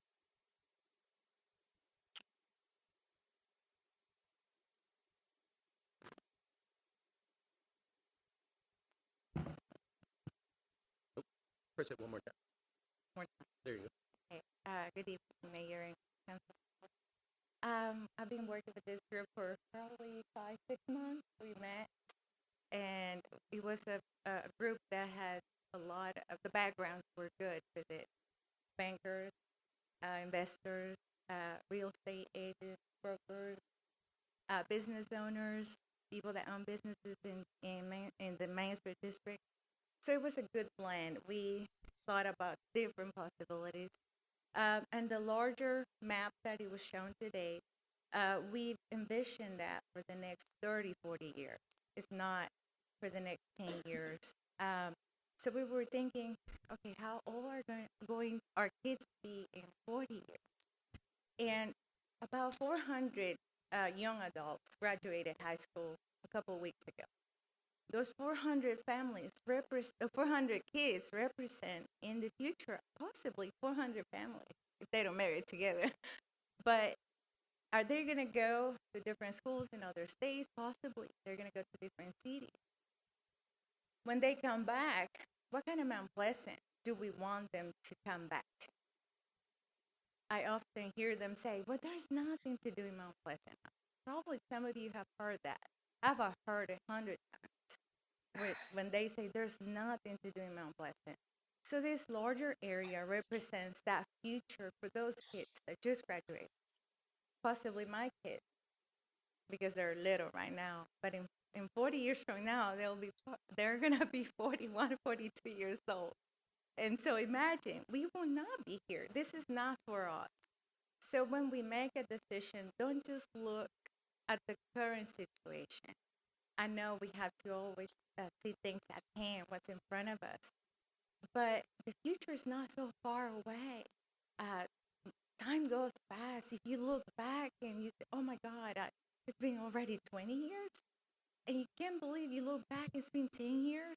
So I just say this to say that don't limit yourself just based on current situations. Those can be dealt with, and I'm sure you guys are very smart. You guys have the talent. You actually have the passion because you're here. You can be somewhere else right now, but you're here. You love the city. You love Mount Pleasant. I'm sure when I look at you, I look at faces that love this town just like we do. So just think about the future for the next 30, 40 years. Don't limit yourself because of current situations, because these kids are going to be back, hopefully, and they're going to stay. And I think about my kids. I'm like, if they go and graduate in another town, I want them to come back home. I want them to come back to Mount Pleasant. I don't want them to go say, hey, Mom, I think I like this better than Mount Pleasant, because there's a lot of things to do here. So that's the heart behind this. It's what place do we want our kids to come back to? What place do we want those 400 students that just graduated a couple of weeks ago? What kind of Mount Pleasant? As leaders, it's our responsibility. And so what are we going to do? And I'm going to leave the stage with that question. Thank you. Yeah, I'm pretty sure you don't have to talk us into it. We're on board. And we appreciate all of it. All right. Any more discussion? All right, let's go ahead and move on to item number 7, discuss and consider award a bid to the authorized 5.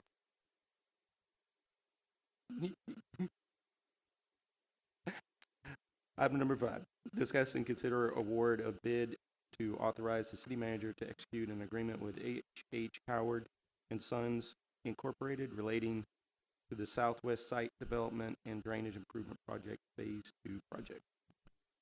Mayor, council, and city manager, we opened bids on May the 27th, if y'all remember, and it was for we've got a wild name here, Southwest Site Development and Drainage Improvement Project.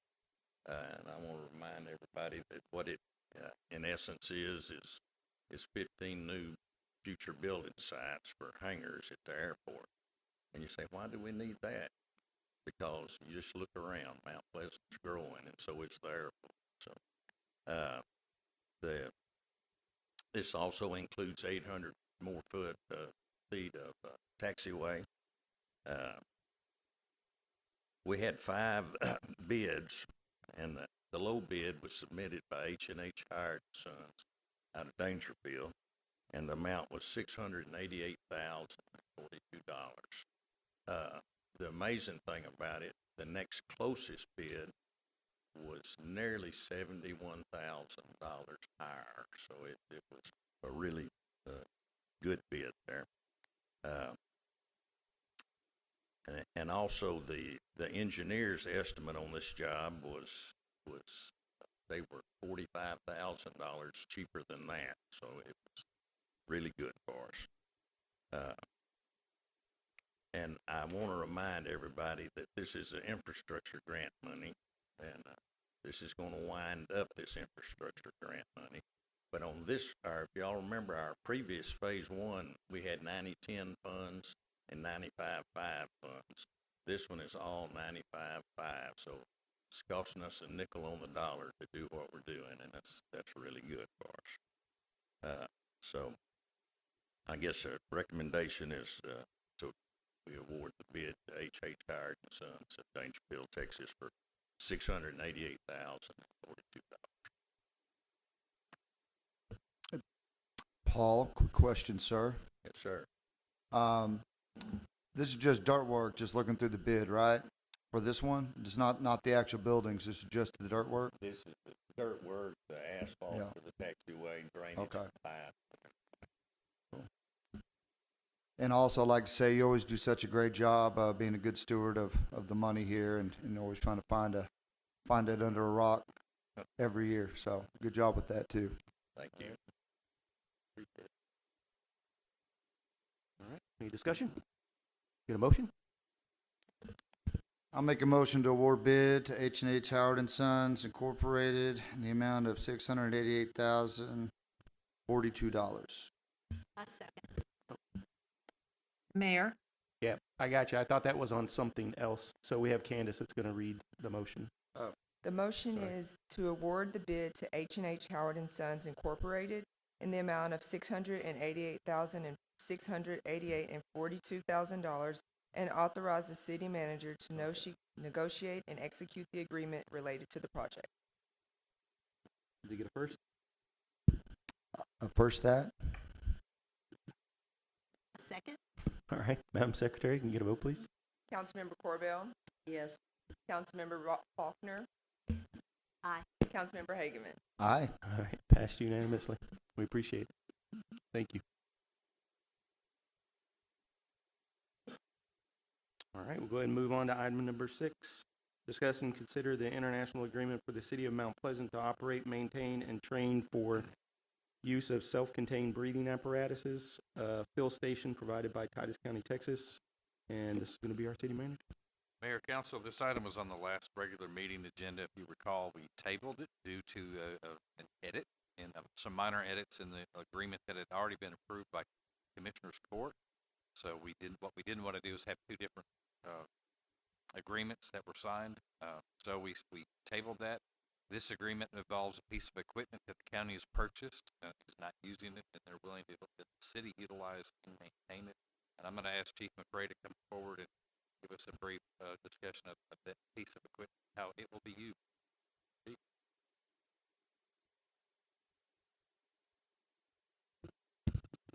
Mayor, Council. Yes, this piece of equipment is one that when the county thought they were going to start their own fire department, they purchased it along with some other stuff, and it's been sitting in storage since they didn't start their own fire department. It'll give us a compressor up at Station 2 to be able to fill the breathing apparatus cylinders. It'll be a good addition to the department once we get it. We are adding money to the budget this year to, the Texas Fire Commission requires us to have the air tested in all of our breathing apparatus compressors 4 times a year, so it will increase our budget a little bit to comply with the rules for the Texas Fire Commission. Other than that, be a great asset. And we're going to be able to help, I guess, voluntary firemen. Are they going to be, I guess, where they fill their tanks or? Just like we are now, we fill all the breathing apparatus for the county VFDs. So we just fill it out of Central. This will be another place to do it. Okay. You know, if this one's down, which the one at Central is original equipment for the station, so you know, a little bit less wear and tear on it, but some over on the other one. Yeah. Any question? Thank you, Chief. And just to bring out, this agreement is not part of the overall fire contract with the county. Staff would recommend council approve the interlocal agreement between the city. So I do have a question, not really for you, Chief. Last meeting decided that we were going to table it because the commissioners had not voted on it. And so I watched the commissioners meeting last week, and they tabled. And so the only thing that I could find, or that other people found, is that it was voted on in February of 25. So I thought they were going to re-vote on it, but they tabled it, and they should have voted on it first before it came to us. The miscommunication, I think, was part city and county. So we wanted to make sure the agreement that they signed in 2025 had changed in the last month or two. So there had been minor edits. So rather than us bring an agreement that was different, have it approved, and then not go back to them, now there's 2 different agreements in place. We tabled it, they tabled it, we brought it back. We're going to give you guys to consider to pass, and then once it's passed, it'll go back.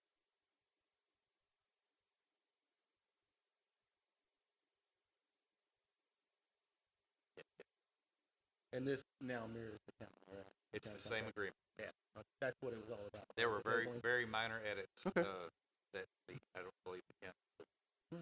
Discussion? Question? All right, Chief, we appreciate it. Madam Secretary, can you get a vote?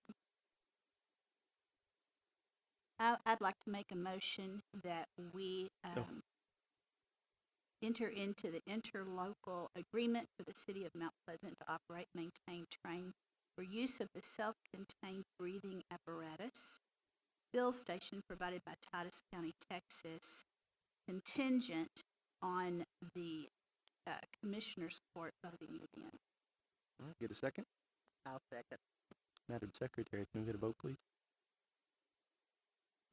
Aye. Aye. Yes. All right. Approved. Item number 7, discuss and consider the preliminary plat of Deer Creek Phase 2 on 19.09 acres, being as proposed 31 lot residential subdivision of a portion of property ID 341269 in single family 1 SF1 district zoning district, lying in the John Orr Abstract 423 tract 3902 TR1 and TR2 described in instruments 20212383 in the real property records of Titus County, Texas, and situated in the west of Deer Park Estates, Block A, PP-2026-03. And this is going to be Director Barrett. Thank you, Mayor. Sorry for that. When plats come forward, sometimes they get a little convoluted with the descriptions. So this is a preliminary plat for a subdivision that was developed in the county many years ago. Mr. Cap, the applicant, purchased the property. Mining company had it and then decided to resell it and ripe for redevelopment. There are 31 lots that he's proposing to create, but there are 2 streets that are already there. They had some concrete that had been gently used, but would remain private because they just not really, it was cost prohibitive to bring them up to city's modern standards. However, they're functional. The entire subdivision is zoned single family 1 already, but the lots are much larger. They're right at half an acre. New water and sewer lines were permitted and installed inside that subdivision, and they will be dedicated to the city at the final plat stage. So just kind of to orient you where we are, on the left is the overall area in yellow. It shows phase 2. Phase 1 is already developed from a previous, it too was an older part of the subdivision in it, and the street was existing, and it's already got homes built. Deer Park Lane was renamed, and this subdivision will dedicate a strip of land along the boundary to widen that street. And you can see, again, the general area on the map we're talking about. Here is what the preliminary plat looks like. Pretty much everything is described previously.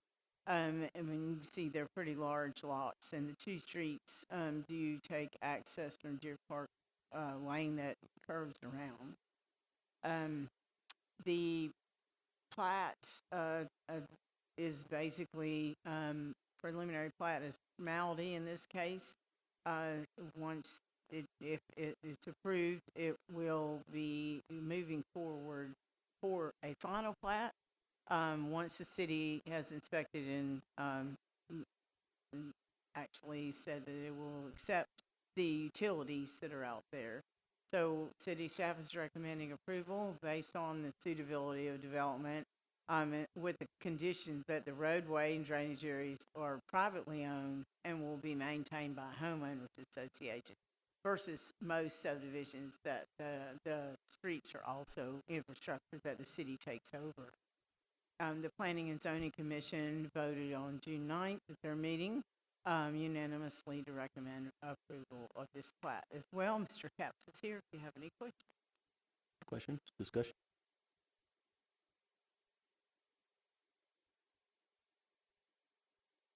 Is that phase 1 and phase 2, or just phase 2? Okay. All right. Could I get a motion? I'll make a motion to approve PP 2026-03 for preliminary plat of Deer Park Phase 2 as presented by staff. Get a second? Second. Madam Secretary, could a vote, please? Aye. Yes. Aye. All right, pass unanimously. We appreciate it, Steve. Thanks for the development.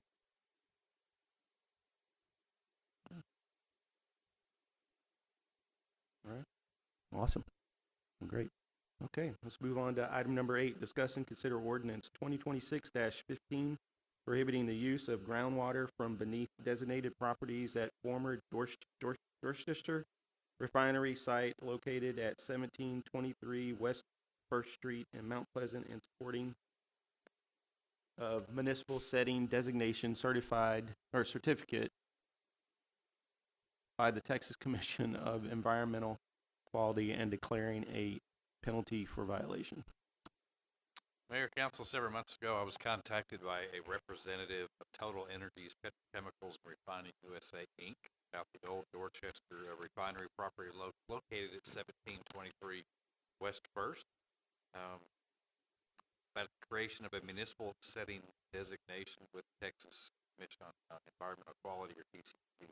After working with the group and collecting information and learning more about the process, and also EDC has been involved as far as they made the introduction, and they've also helped bridge a few gaps with information. The decision was made to bring this forward to council. We have Russell David with InSafe here tonight, and I'm going to ask him to come to the podium here shortly and give us a presentation. We also have Mr. Keith Linton with Total Energies, who is here online, but he was not able to make it due to flooding in his area.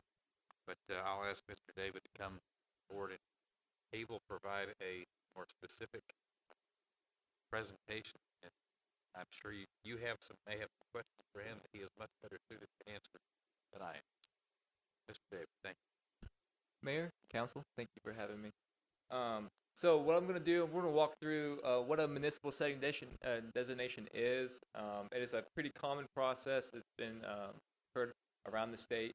We'll look at the property that we're talking about and walk through a couple of specifics of the property. Just a general location of the property, located west of downtown, and and it's currently vacant. Zoom in a little bit, that's better.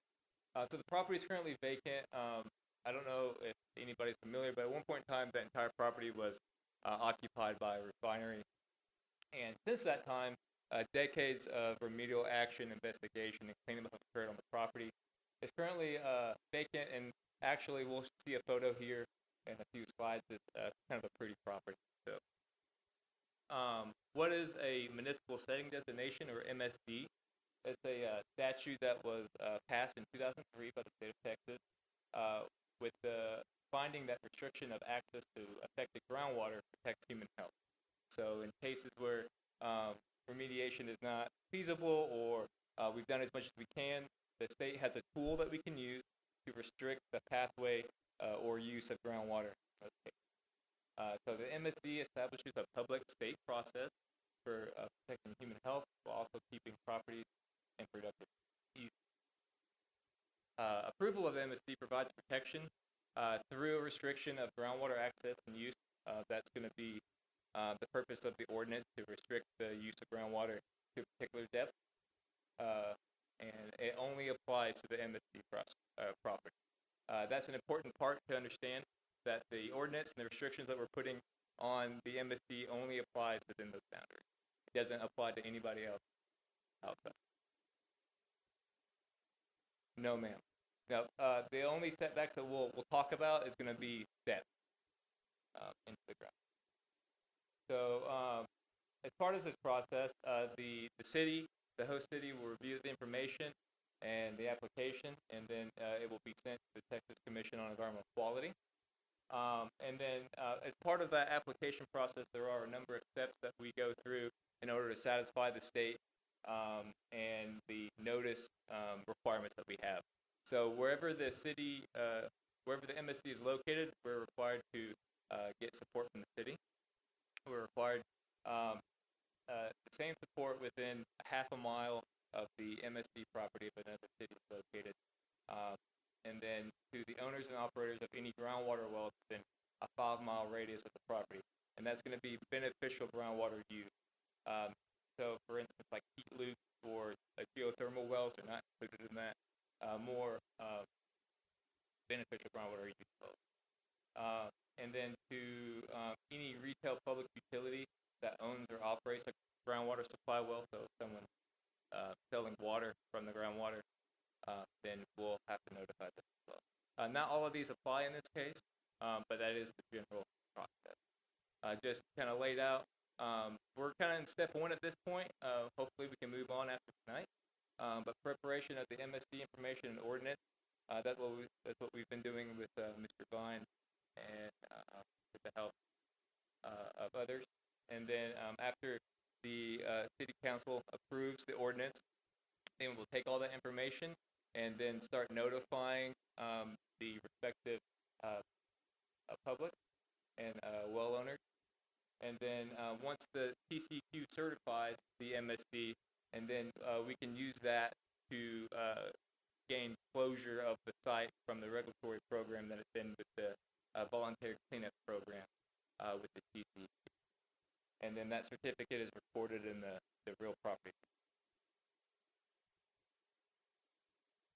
So just to reiterate again, the MSD restriction is for this property only, and will restrict the use of shallow groundwater for potable purposes down to a depth of 100 feet. Just to reiterate, we're restricting anybody from drilling a well and accessing the groundwater within 100 feet and up on that property specifically. Okay? It does not restrict the use of deeper groundwater on the site or any wells outside of the MSD boundary. And then, like I said at the start, this process is pretty common. It's been done many times of the state, and even in the area, including cities like Longview, Kilgore, Marshall, Tyler, and Greenville. So the former Dorchester refinery operated the site from the 1930s all the way into 1984. And then in 2007, Total Energies, who is the current owner, entered the property into the Texas Commission on Environmental Quality Voluntary Cleanup Program. And then this is a self-directed program for remediation under the Texas Risk Reduction Program. And then, as I said before, this is a current view of the property. There's no activities occurring on it. It's sitting dormant and ready to be reused. And we're hoping that this process will help facilitate that. Just some history as far as the involvement in the VCP, the Voluntary Cleanup Program with the TCQ. This site's been under regulatory view in the VCP for almost 2 decades now. The work focused at the start on securing the former refinery, completing investigation and characterization of soil and groundwater conditions. Starting in 2013, there were some major cleanup activities that occurred. Demolition and abatement of structures and removal of the infrastructure that was on site, as well as treatment and processing of impacted soil and additional soil and groundwater assessment that have led to us getting to this point. Starting in 2019, the property was graded and it's been stabilized and seeded. And then we've gone through all the steps that we need to get to this point to request an MSD. And then just some more information about the groundwater specifically that we're restricting. The shallow groundwater is generally limited to the top 40 feet. It's underlain by an impermeable bedrock that inhibits that water from migrating down further. The shallow groundwater is not desirable. It's sometimes referred to as a shallow perched groundwater, just kind of sitting on top of the rock, and it's not part of an actual groundwater formation. The MSD will assist in gaining closure from the VCP by formally restricting the shallow groundwater being used as drinking water. Then any questions? And this is all zone commercial, right? I believe so. Yeah, those things. Any questions, Tommy? I do. And I was hoping, I don't see Aaron here. So Rob, this is He's gonna, directly behind him. okay. So if we vote in this ordinance 2026-15, but at some point we hope that that property will be used again, and we might have to provide the water. It's already there, so we don't have, this wouldn't affect anything that we're doing. We're good. I'll add, one of the things during this process is correct me if I'm wrong, the city provides a letter that we will provide water to anyone who's on that property, and if we can, TriSud could provide water. And you've also received a letter from TriSud to that effect. All right. Got a motion? I'm going to ask a tough question, and I haven't prepared you for this. So, could you talk specifically to what chemicals or chemical may be there, and what extent, what levels you have currently there, just for the public, so they know what we're dealing with? Right. Probably Keith could probably speak to more about the historical levels, and I can speak more generally. This was a former refiner, correct? So VOCs and pH were concerned in the past. They've all been documented to below action levels currently.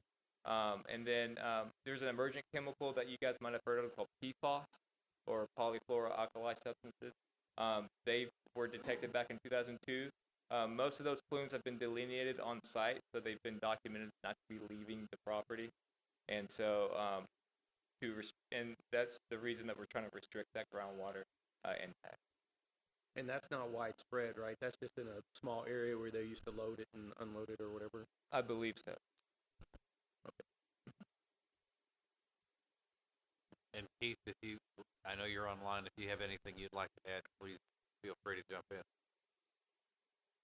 Yeah, no, thank you, council members and Mayor, Mr. Vine, and Russell, thanks for the presentation. And you can hear me, right? Good. Yeah, I mean, as to the question of the chemicals, it's PFAS, and the groundwater at the site is actually remarkably clean for a former refinery. That's what I've done my whole career, is work these types of jobs. And it's really not grossly contaminated at all. It has part per billion, part per trillion levels, very low levels. But the analytical technology now is capable of detecting this stuff at these very low levels. And it has the potential to drag out, even though we've done, our company over the last 20 years has done tens of millions of dollars of work to get the above ground portion of this property and the soil cleaned up.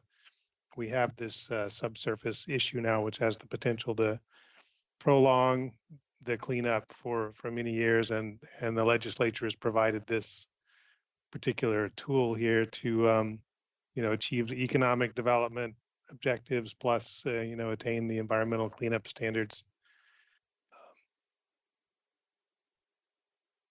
Thank you, Keith. And also Kevin Carter, our EDC director, is online if there's anything that you would like to add. Yeah, we appreciate Keith and his team doing this. We feel that the voluntary cleanup makes that site more attractive for prospective business that may want to come on that piece of property. It's an attractive piece of property with the rail right there. 100 acres. It's inside the city limits.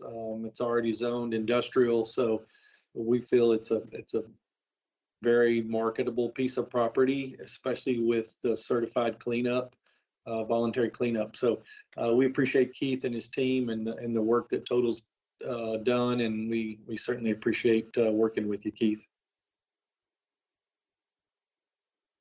Likewise, thank you, Kevin. All right, ready for a vote? Need a motion? I'll make a motion to pass ordinance number 2026-15. Second. Second. Madam Secretary, can we get a vote, please? Aye.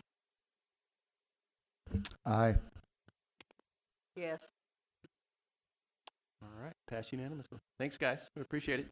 Thank you.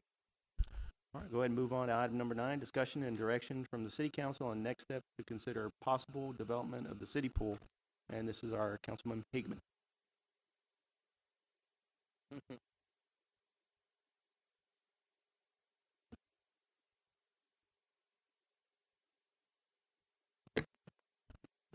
All right.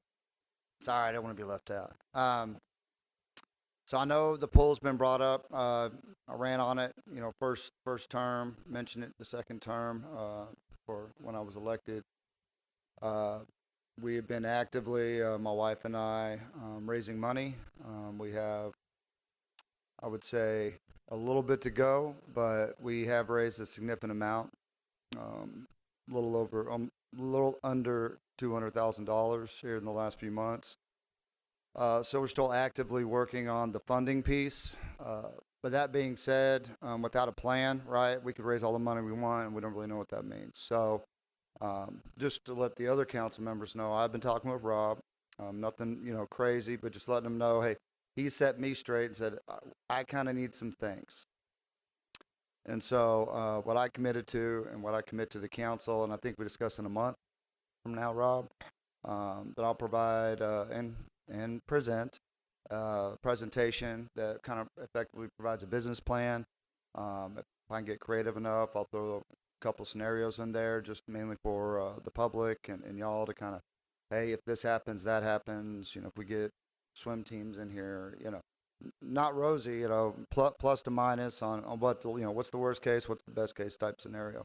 So that's really what I'm looking to bring here, to see if that's something we want to discuss as a council and want to commit resources to moving the ball forward. Obviously, as stated, my wife and I, and lots of folks in the community, so thank you all that have given. We're working hard to get something for these kids to do. We had a pool here before I lived here, but I remember seeing it every time I visited, and I remember when it imploded. And I know they can be a cost, but at the same time, sometimes not every benefit is tangible in dollars and cents. So anyway, like I said, I have some homework to finish up and present to council, but I appreciate y'all's time today, and I'm going to go back to my seat unless y'all have questions for me. Do y'all know if we have like a swim team in Mount Pleasant? We do. We do? They've mentioned it to me about this pool thing a few times. Where do they have to go for their meets? They have to go to Longview or Tyler. Yeah. Typically, they have to travel. Yeah, so both my girls were in swimming and water polo, and we traveled to all kinds of different cities. And, I mean, the revenue, I know it costs, right? I mean, it's going to cost. It may even be whatever. But it does bring other revenue into the city, and people see the city, too. So. But our swim team has to go to Longview or Tyler to practice. I know, that's ridiculous. Do we have water polo? No, that would be like getting football with no field. Right? Yeah. About 1,800 calories a game. Yeah. No, it's intense. Yeah. But I would like to see it work. Yeah.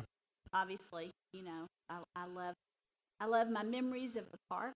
I love growing up at Delwood, and I know it's going to be expensive, but there have been so many people that have mentioned this through the years. So I'd like us to try. And I will say this, I did Hale originally, well, not originally, Dallas area, but I lived in Richardson. That town was built by TI, for those that don't know, and they built every neighborhood with its own school, which wasn't very, nowadays that doesn't make a lot of sense. And every neighborhood had a pool. Somehow the city, they've talked about closing them, but they built a new, what do you call it, Aqua Center or whatever. While I was still there, and I'm pretty good friends with the guy that runs a lot of that. So I'm going to lay in on some real numbers, not just ChatGPT in this thing. So there should be some tangible data from it's a bigger city, but they have a lot of, they have like 8 swimming pools. So at least can kind of break it down on their cost structure, and it should be able to provide a pretty decent model for everyone to at least chew on. Yeah, it's a huge quality of life thing. If there was any way we could make it work, I mean, that's huge. I'm going to make an honest effort at it at least. We appreciate it. All right. Thanks, everyone. Yep. All right. So can we go ahead and get a Oh, there's no vote. All right. Any discussion? Questions? Mayor, We're this good? this is not an action item, so you're just providing direction Okay. on next steps. All right. Well, And I would say if there is any direction, my 2 cents would be to push this until July, to give myself a timeline. And I will discuss with you and the city manager if any delays or anything comes up, but that would be the target for me to present again. And then a decision could be made at that point.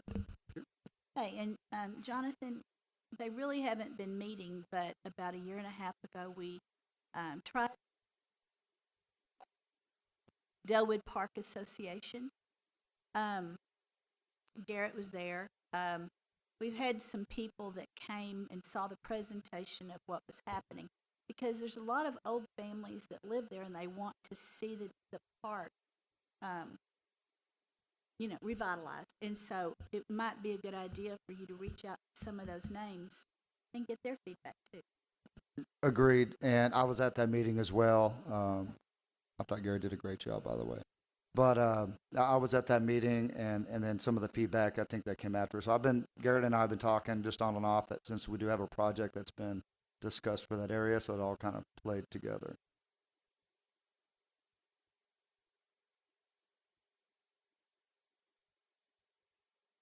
Good evening. I figured I'd say something that's going to go in a park somewhere. So one of the major things is the commitment on not just producing the pool, but we have to pay for it and maintain it. So just keep in mind that's going to be around $300,000 up. So those are real numbers. They're not fake. So we have to remember that that's what we're signing up for. So it would be awesome for the community, but it's also a major burden. And there is opportunities for grants, things like that. That's the direction we want to go, but they're going to be partial. The aquatic side grants are much less than like a park. So Garrett, maybe people respond besides me. Mm-hmm. This is from my memory. To Delwood Park, we had to pay a fee to get in, and there was also a snack bar. And so it was maintained, and we were very young, and sometimes even if we didn't go swimming, and we were all very young hanging out at the park, we would eat at the snack bar. So I don't know what it would be to run, but there were mostly teenagers that were lifeguarding and that ran the snack bar. I mean, it just, Yeah, so when they did have the pool, the lifeguards would take turns doing snack bar, taking money at the gate, which I don't know if everybody saw the presentation of the pool, and I gave a couple conceptual designs and prices. We could get a cheaper pool, but they all have something in common, which is you have to build a pool house. And the pool houses that they had designed had a concession stand, restroom, bathhouse, the whole nine. I'll be of any help to y'all on anything. Yeah, and regardless of how red or black them numbers look, I'll still be bringing it here just so we can all have an idea. And I'm really talking the revenue side, and I'll get them. If you have better cost numbers, I'll pull those off you. But Gary's done a great job on the cost side, and really I'm trying to provide the revenue on does this make sense? Get creative. I'll get all that presentation too. Thanks, Gary. I appreciate it, buddy. Councilman Hagan. All right. Item number 10, City Manager's Report. Mayor, Council, IT replaced one of our projectors earlier this week. If you are listening on social media or on YouTube, we know we are having some issues with our audio. We did take some actions to correct some of our audio issues. We're still working to figure out what those bugs are, but we are working on it. So your messages, I got a text message early tonight. They're having difficulty hearing, so we are working on that. In the meantime, until we get that fixed, we encourage you to come out here and join us in person. We are working hard on their budget. I would like to suggest a budget workshop for the City Council on July 7th before our regular council meeting, we could go over our strategic planning and hope that we will have some preliminary numbers for you. And ACM Webster will be reaching out to you to confirm their availability. Our very own library director, Lupe Carrera, has been appointed to the Systems Act Advisory Board for the state of Texas. That is a big deal. That is a big deal. What this board does is they recommend revisions to minimum accreditation standards for public libraries all over Texas. They review local library accreditation appeals, and they provide weigh-in on state grant programs. So to have our own library director represent the city of Mount Pleasant at a state board is pretty awesome. So congratulations. TriSud I'm having a difficulty time speaking this evening. Has extended an invitation to all council members for an event this Thursday from 11 to 1 at their building on West 16th. They are celebrating 60 years of operation. Utility Director Aaron Marshall and I have met with TriSud a few different times. Been very, very productive meetings, very positive meetings. How we can work together, not just now, but also in the future. And I would anticipate by the fall coming back with either an MOU or an interlocal agreement that city and TriSud can work together for a water study and possibly a business plan. So I think they're progressing well. So I would encourage you to attend that event Thursday. Earlier today, City Secretary and I received a letter from Council Member Melanie Tafoya indicating that at this time, due to her husband's career and her family beginning a new chapter elsewhere, she is resigning from her position on the City Council. I've discussed this matter with City Attorney Lee Ream, and since this will be on the next council agenda, it's not on tonight's agenda, we cannot obviously talk about it, but I wanted to make that now. End of report. Thank you, Rob. I appreciate it. All right. We have any council comments limited to announcing upcoming events, recent council member activities, or requested agenda items be added to upcoming meetings? I do. I know it's sensitive, so I don't know how to handle it. But I would like an update from Pilgrims on what they were working on. And I know that we were hoping to have a meeting so that we would hear what's happening with them. And I've also heard that they have been doing some construction and some new stuff. So I would like that to be on an agenda or an update. I've had some people call me wanting to know what's going on, and I don't know. It's an expansion of their wastewater treatments to help treat the water to hopefully reduce the smell and all that. That's the big project that. Yeah, and there is a lot of stuff going on out there. I mean, it would be nice to have some sort of update on it, but I know they're working on several things, and there's things in the budget to help with that stuff. So yeah, it'd be pretty cool, yeah, if we can get some sort of update. Debbie, you good? You good? All right. I just want to make some community announcements. On June 20th, Oaklawn Park, we're going to host the Juneteenth celebration from 10 a.m. to 10 p.m., featuring a parade, line dancing, bounce houses, train rides, children, food, and some craft vendors. And on July 3rd, the Pines RV and Cabin Resort will host a red, white, and bags from 6 p.m. to 10 p.m. with food trucks and a cornhole tournament. And then July 6th, that's the day before our next meeting. That's why I put it in here, from 4 p.m. to 7 p.m. The David Beard's Catfish up here, Rise, Resourceful Impact and Scholarships, or Scholastics Education will host a free community feed where you go up there and basically just get some free food.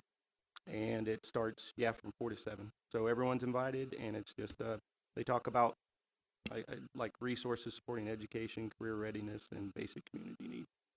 So. Oh, and one last thing, there's early sign up for the Texas, the Everything Texas Ranch Run for September 19th. You can sign up for that starting now. So 1K, 5K, 15K. I did. Yeah. It was eye-opening. They do have a lot of support. I think that we're gonna just work on getting more and more. Rob actually showed up also. Did the chief end up being able to get there?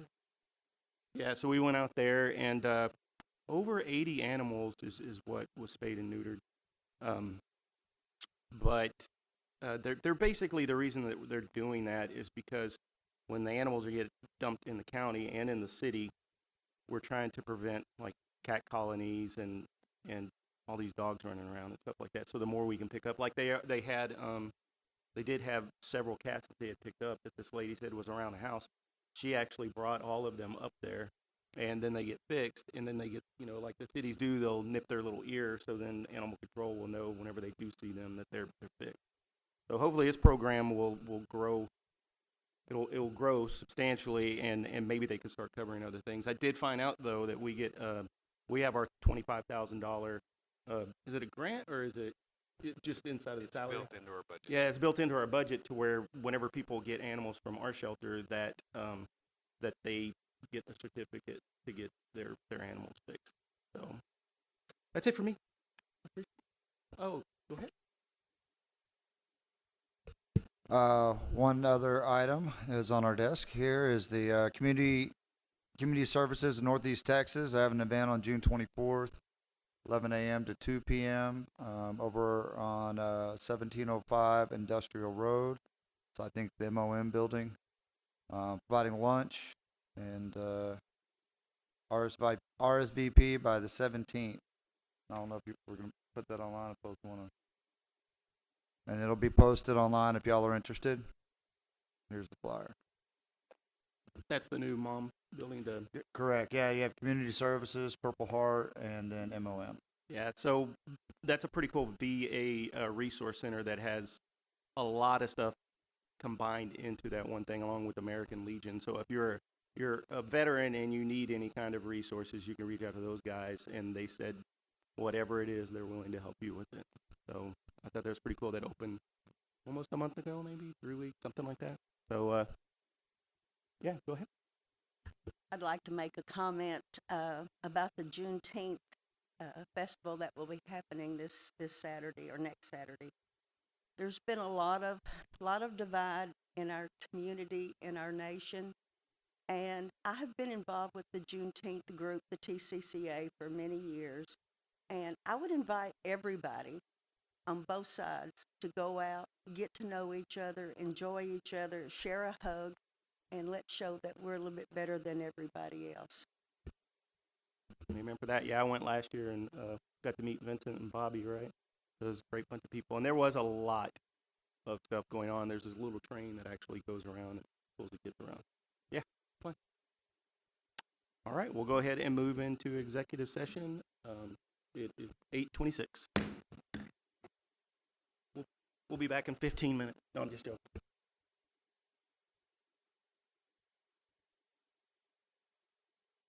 I'm sorry. I'm just jumping the gun. Executive session pursuant to Open Meetings Act, Chapter 551, Texas Government Code. The City Council will recess into executive session to discuss the following: consultation with attorney, Texas Government Code 551.071, and personal matters, Texas Government Code 551.074. Discuss and consider the approval of Main Street Board appointments, consultation with attorney, Texas Government Code 551.071, legal consultation regarding parties' rights and responsibilities pursuant to the interlocal agreement for fire protection services between the City of Mount Pleasant and Titus County. We'll be back.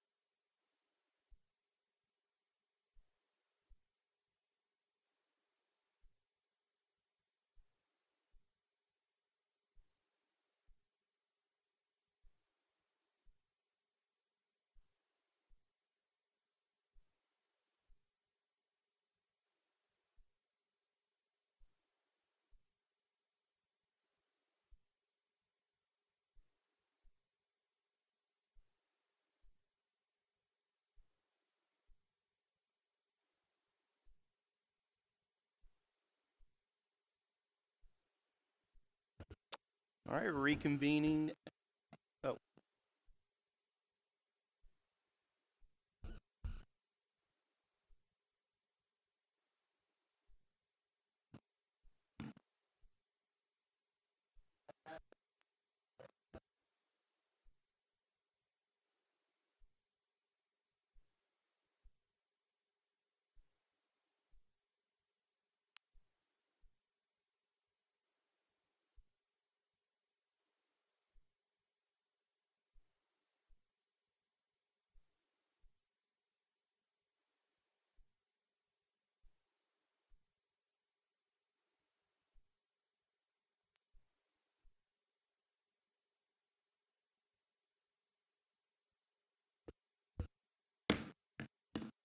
All right, reconvening, 9:07.